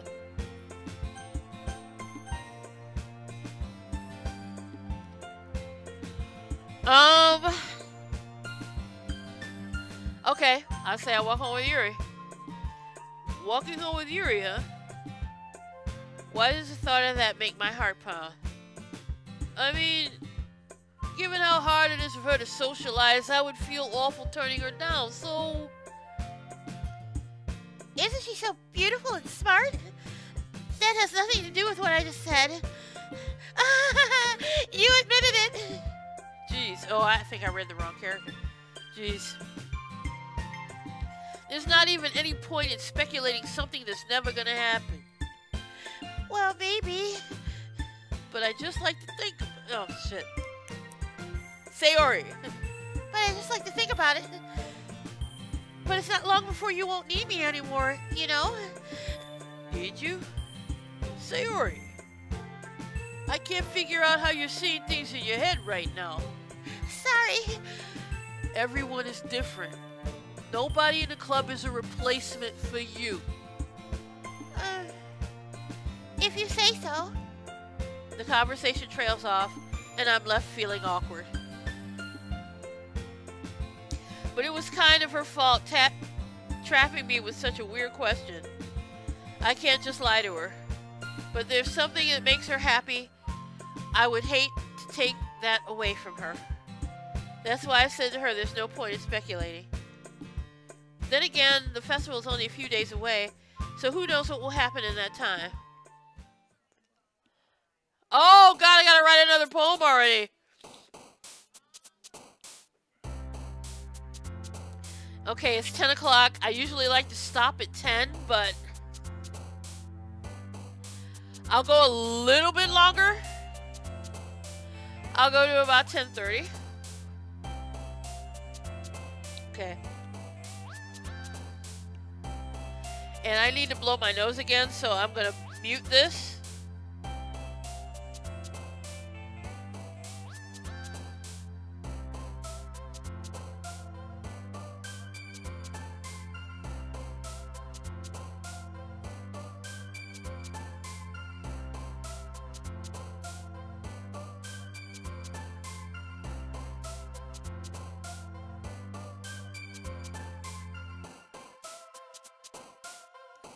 And I still can't breathe. Okay. Okay, the first poem I wrote was like happy, happy, joy, joy. The second poem I wrote was just random words. I wish they would let you see. I wish there was an algorithm within this game that would let you take the words that you choose and throw them into a poem and let you see what kind of a poem you wrote. That would be, even though this game is somewhat genius, that would be even more genius to let you. That would be just totally genius to let you see what you write. Okay. Spinning.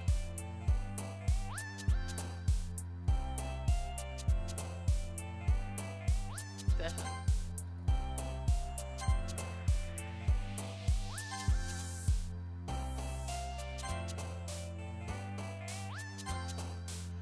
I'm choosing random words. I'm not even picking, even though I have a vague idea which words respond to which girl. I'm just picking words that appeal to me right now. Okay. I think I'm a little too close to my camera at the moment. Because I sat up in my my chair. A tone.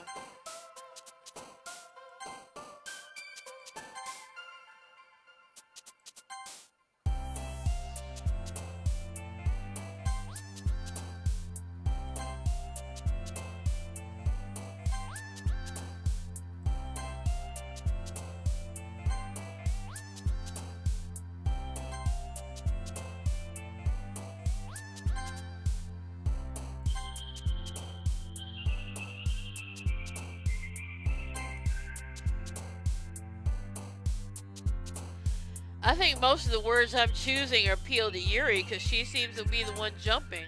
Yeah, most of the words I'm choosing seem to appeal to Yuri. Oh man, I'm the last one here again. Don't worry, I just walked in too. You were practicing piano again? Yeah. You used to have a lot of determination. Starting this club and now picking up piano. Whoop. What the hell? Oh shit. Okay. Hold on just a sec, guys. Hold on just a sec, guys.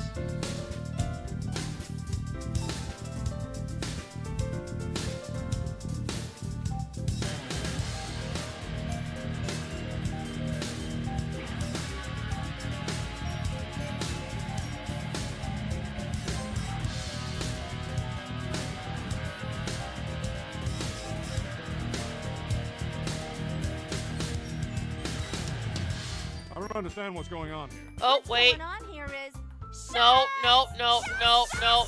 No, stop that. Alright. Nope, not that either. Alright. Okay, sorry about that, guys. I had a thing for a second. Gotta readjust my camera. Okay. We're good to go. Sorry, I had a thing. I was responding to something happening here in my apartment, and I had to step away for a sec. Sorry.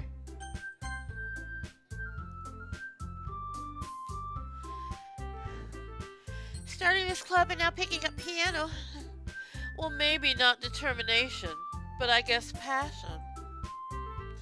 Remember that this club wouldn't be here if it wasn't for all of you. And I'm super happy that you're all willing to help out for the festival, too. I can't wait for the Oh, wait, that's not Suki. Oh, I can't wait for the festival. It's gonna be great. Eh? Weren't you complaining about it just yesterday, Natsuki? Hey, Yuri in the chat. Yuri in the chat. Gotta cool out. Come on.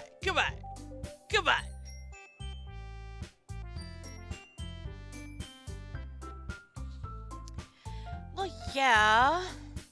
I'm not talking about our part of the festival. But it's a whole day of school where you get to play and eat all kinds of delicious food. You sound a bit like Sayori all of a sudden. Monica, do they usually have fried squid? Ooh, calamari, that sounds good as hell. Okay, squid? That's a pretty specific thing to look forward to. Oh, come on! Are you saying you don't like squid? You of all people! Eh? I didn't say I don't like it. Besides, what do you mean by you of all people? Because it's right in your name. Monica. I have no idea what that means. Eh? That's not how you say my name at all. Also, that joke makes no sense in translation. Oh, never mind. Let's just focus on our own event for now, okay? Fine, fine. Your reactions aren't as fun as Yuri's or Sayori's anyway. Excuse me. Where is Sayori anyway? Oh, sorry, wait. Oh, there you are. Sorry, I was reading as the wrong character. Sayori is sitting at a desk in the corner of the room looking down at nothing. I walk over to her. Hey, Sayori. Yo, Sayori, what's up? I wave my hand in front of her face. Eh? You're spacing out again. Sorry. Don't mind me. You can go talk to everyone else. Huh? Is everything alright? Of course. Why wouldn't it be? It just feels like you're a little off. Sorry for assuming things. Jeez. You worry too much about me. I'm fine, see? Sayori shows me a big smile. She even does a little jump. Shows me a big smile. Don't let me distract you from having fun with everyone else. Alright. If you say so. I worriedly glance at Sayori before turning back toward everyone else. But the conversation is already dispersed with everyone back at their usual activities. Maybe I should ask Monica if she's noticed anything about Sayori recently. Since they've been preparing for the festival, they must be spending a lot of time together. I timidly approach Monica, who is shuffling through some papers at her desk. Raphael, what's up? Hey, this might sound a little strange, but have you noticed anything up with Sayori recently? Anything up with her? In what way do you mean? Maybe I'm reading into it a little too much, but she seems a bit downcast today. Oh, you think so? I can't say I've noticed anything about her. Monica peers across the room at Sayori, who is idly dragging a rubber eraser up and down her desk. Maybe there is something on her mind, but I'm surprised I'm not the one asking you, Raphael. You certainly know her a lot better than I do.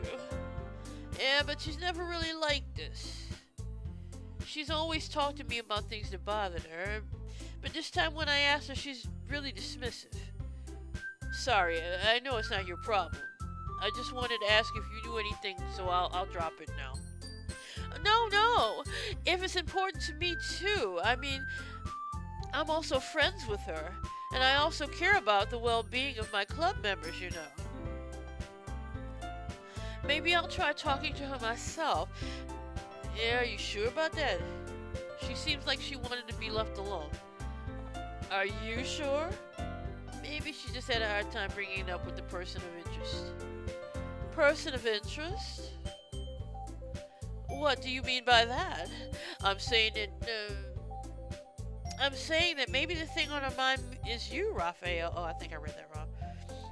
Me? How on earth would you come to that conclusion? Well, I probably shouldn't say too much, but Sayori talks about you more than anything else, you know. Eh?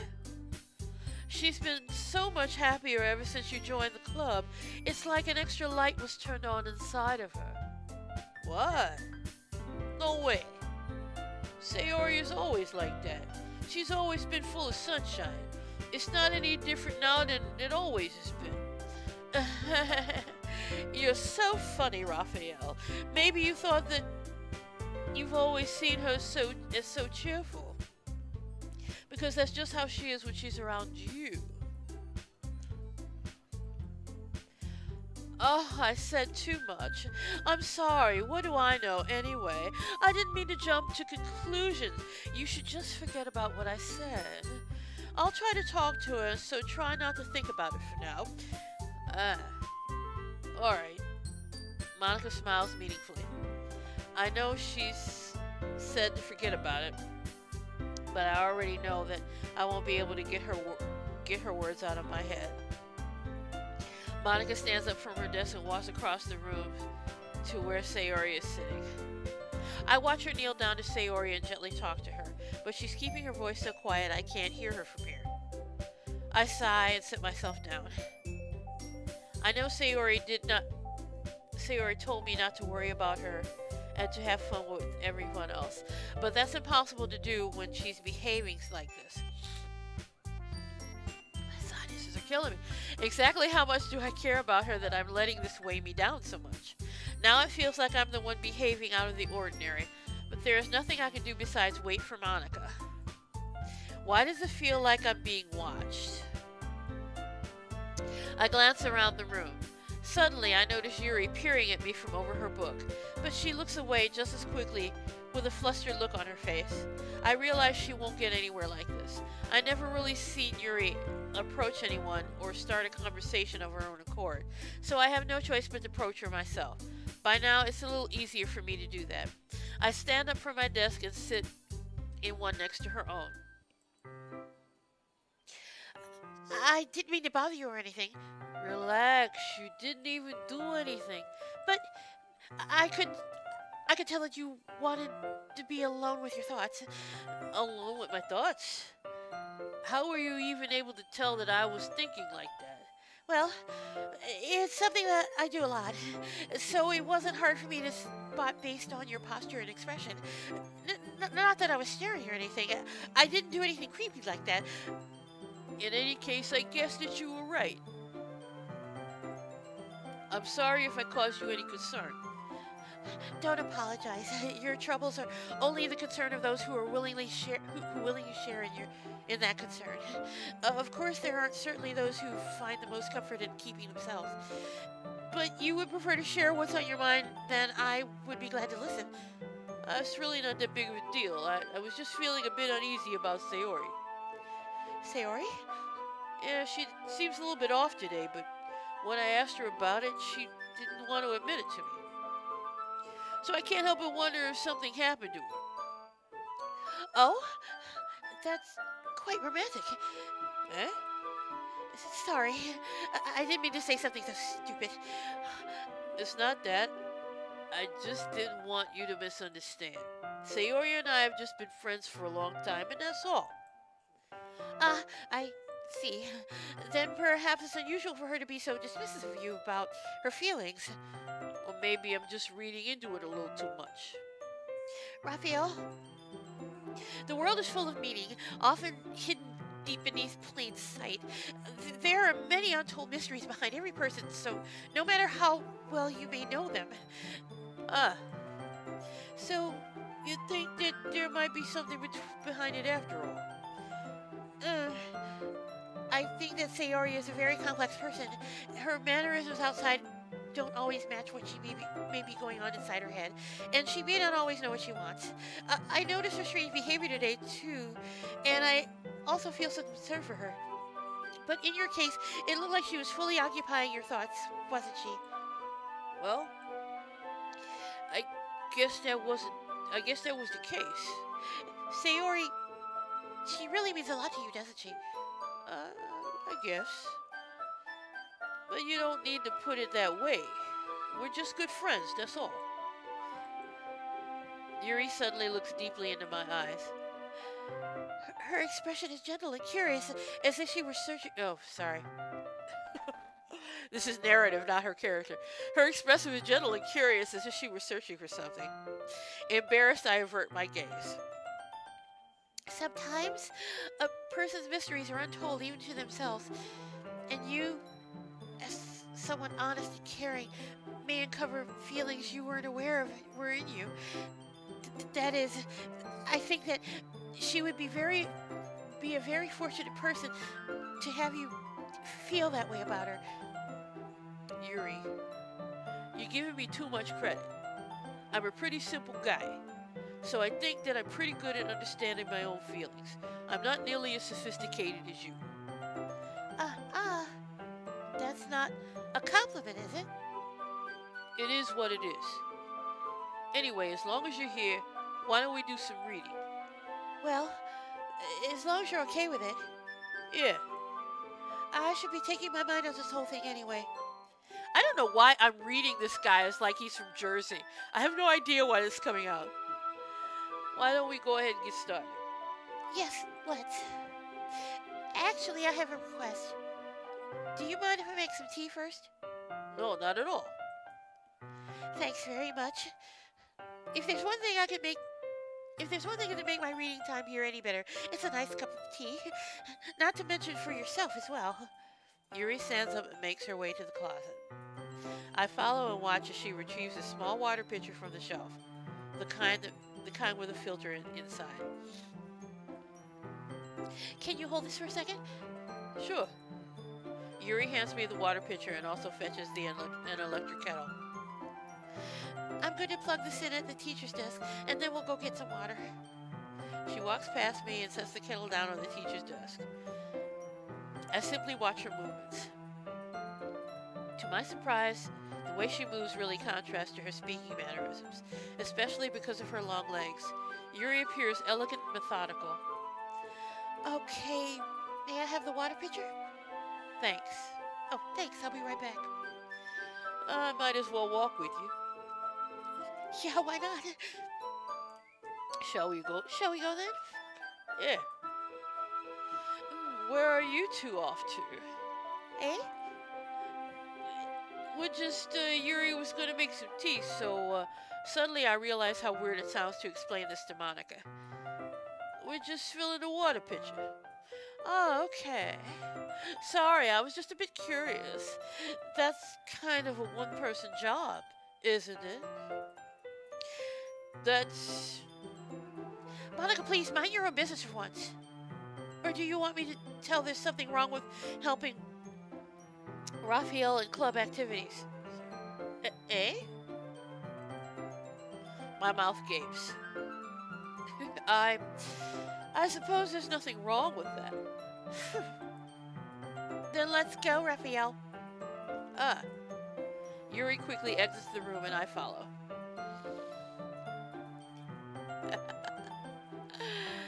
Oh my goodness, I need to get to a point where I can save this. Once in the hallway, she suddenly puts her forehead against the wall. I spoke without thinking. How could I say something like that? Yuri? Something about the way she said that. It made me feel so irritated. What's wrong with me? No, Yuri. I think you did the right thing. I wasn't expecting it, but it's also not right for Monica to judge people like that.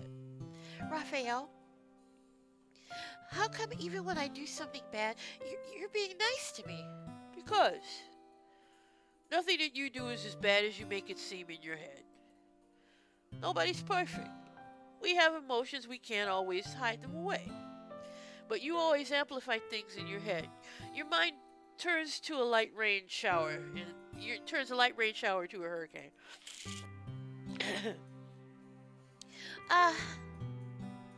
No. Wouldn't you hate me for something as terrible as that? Why would I hate you? I can't hate someone for having emotions. What kind of friend would do that? Friend, you say? Yuri lifts her head. Raphael, I really like being friends with you. Ha. Thanks, Yuri. I like being friends with you too. I feel kind of awkward saying something like that, but I'm doing my best to help Yuri feel better. Anyway. Yeah? Shall we go? Shall we go? Yeah. Yuri and I walk to the nearest water fountain. Once we fill up the water pitcher, we return to the classroom. Raphael, do you like oolong tea? Yeah. Actually, a mug of that would taste really good right now. Anything's fine. Very well. Yuri sets the temperature on the kettle to 200 degrees. 200 degrees? What the fuck? 200 degrees? Now it's time to get the teapot. You really do this properly, don't you? Of course. I should do it in this when I'm making tea for others. Even if I'm not an expert on tea or anything. Oh, shit, that's me. Sorry. I get confused sometimes when I read these characters. Ooh-hoo. In that case, you'll only be even more impressed. Perhaps I will. Yuri fetches the teapot and begins measuring the tea leaves. To my surprise, she even starts humming a little to herself. You must be in a good mood now. Is that so? I was letting it show. And you noticed. I was doing a bit of thinking, and I decided that I would express myself a little bit more. I would try by expressing myself a little bit more. It turns out it's not very hard for me to do. When it's you who's around, anyway. Ah. That's great, Yuri. Just don't push yourself too much. You're always worrying about me, Raphael. It's very endearing. That's... Yuri wasn't kidding. I don't even know if I can keep up with this. I watch Yuri pour a cup of tea for each of us. Raphael, I have another request. You don't mind if we sit on the floor today? Yeah? Why's that? It's a little bit easier on my back. I can read with my back against the wall rather than bending over at my desk. Ah, sorry, I didn't realize. No worries. I just have back pain very regularly, and I do my best to manage it. Gee, I wonder why you have back pain, Yuri. Gee, I wonder why you have back pain, Yuri. Wink, wink, nudge, nudge. Is that so? I wonder why that is. Most likely it's because my... Oh, she even says it. Most likely it's because my... my... Your posture, right? Always hunched over like that while we're reading? Yes!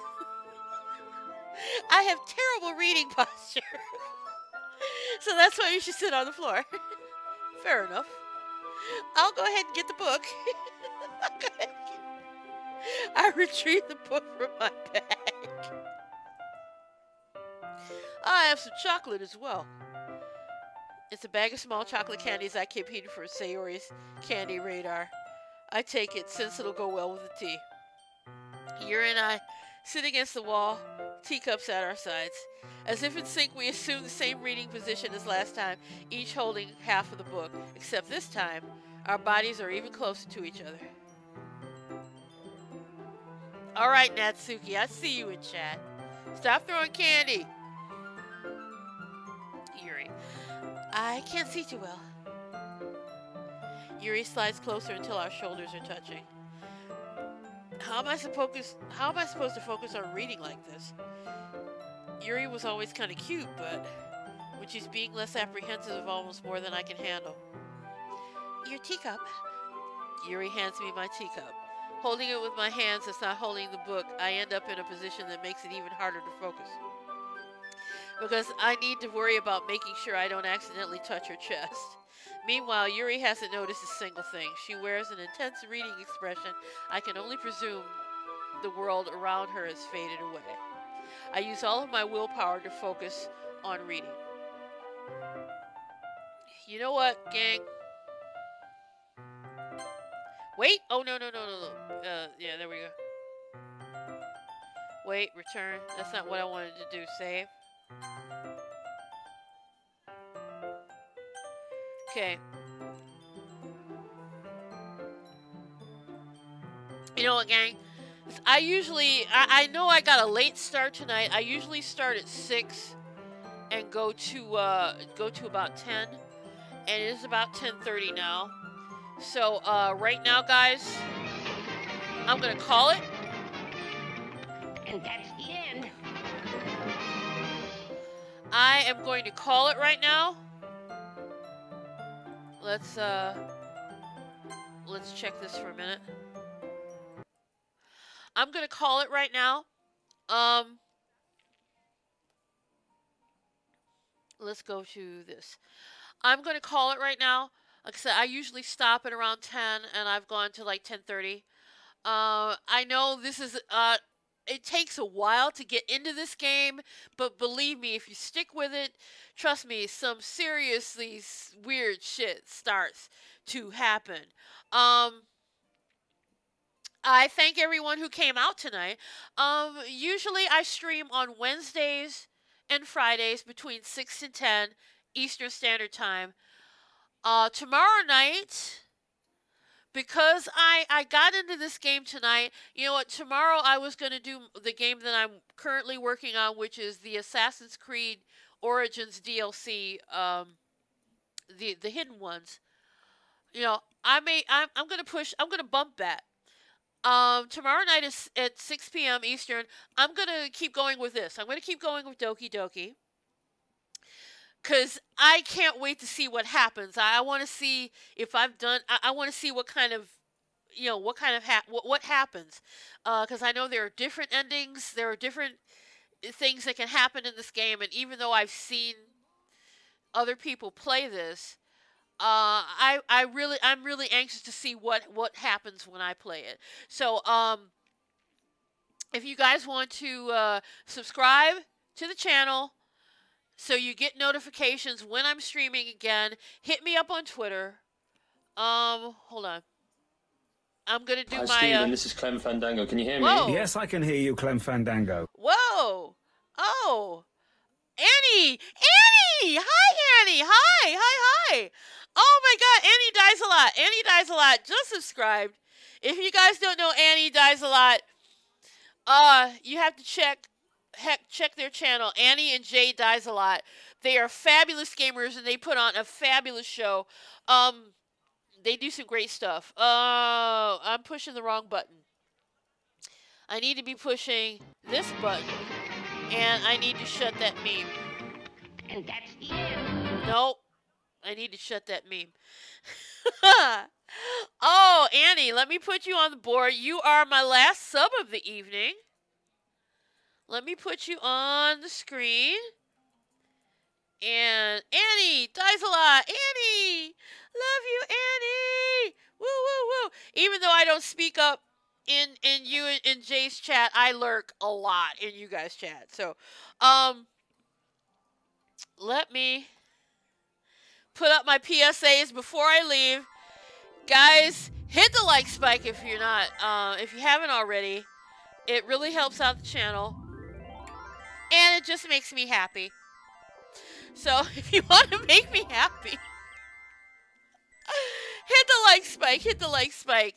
And if you haven't subscribed, please subscribe.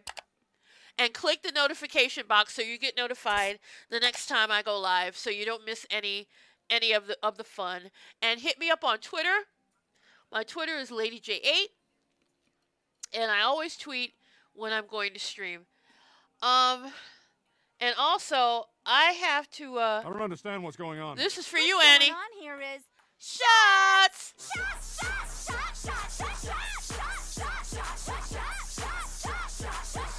Everybody. Shot. Yes. Yes, indeedy do. Thank you, Annie, for your sub. I appreciate you. Welcome to the channel. Yes. Just to clear up, I do shots for subs, and $5 shots are always open. That is if I have alcohol. But, like I said, tomorrow night, I will be back with Doki Doki, because I'm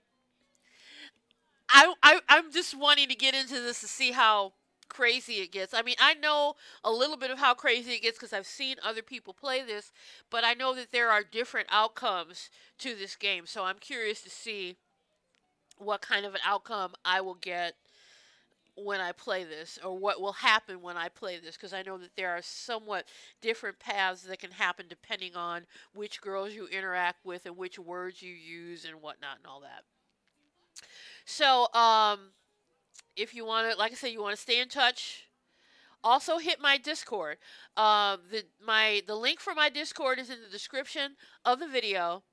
Hit me up on there. I always post on my Discord when I'm going to be streaming, and I post all different things, and any memes or anything you want to have a discussion about, it's there.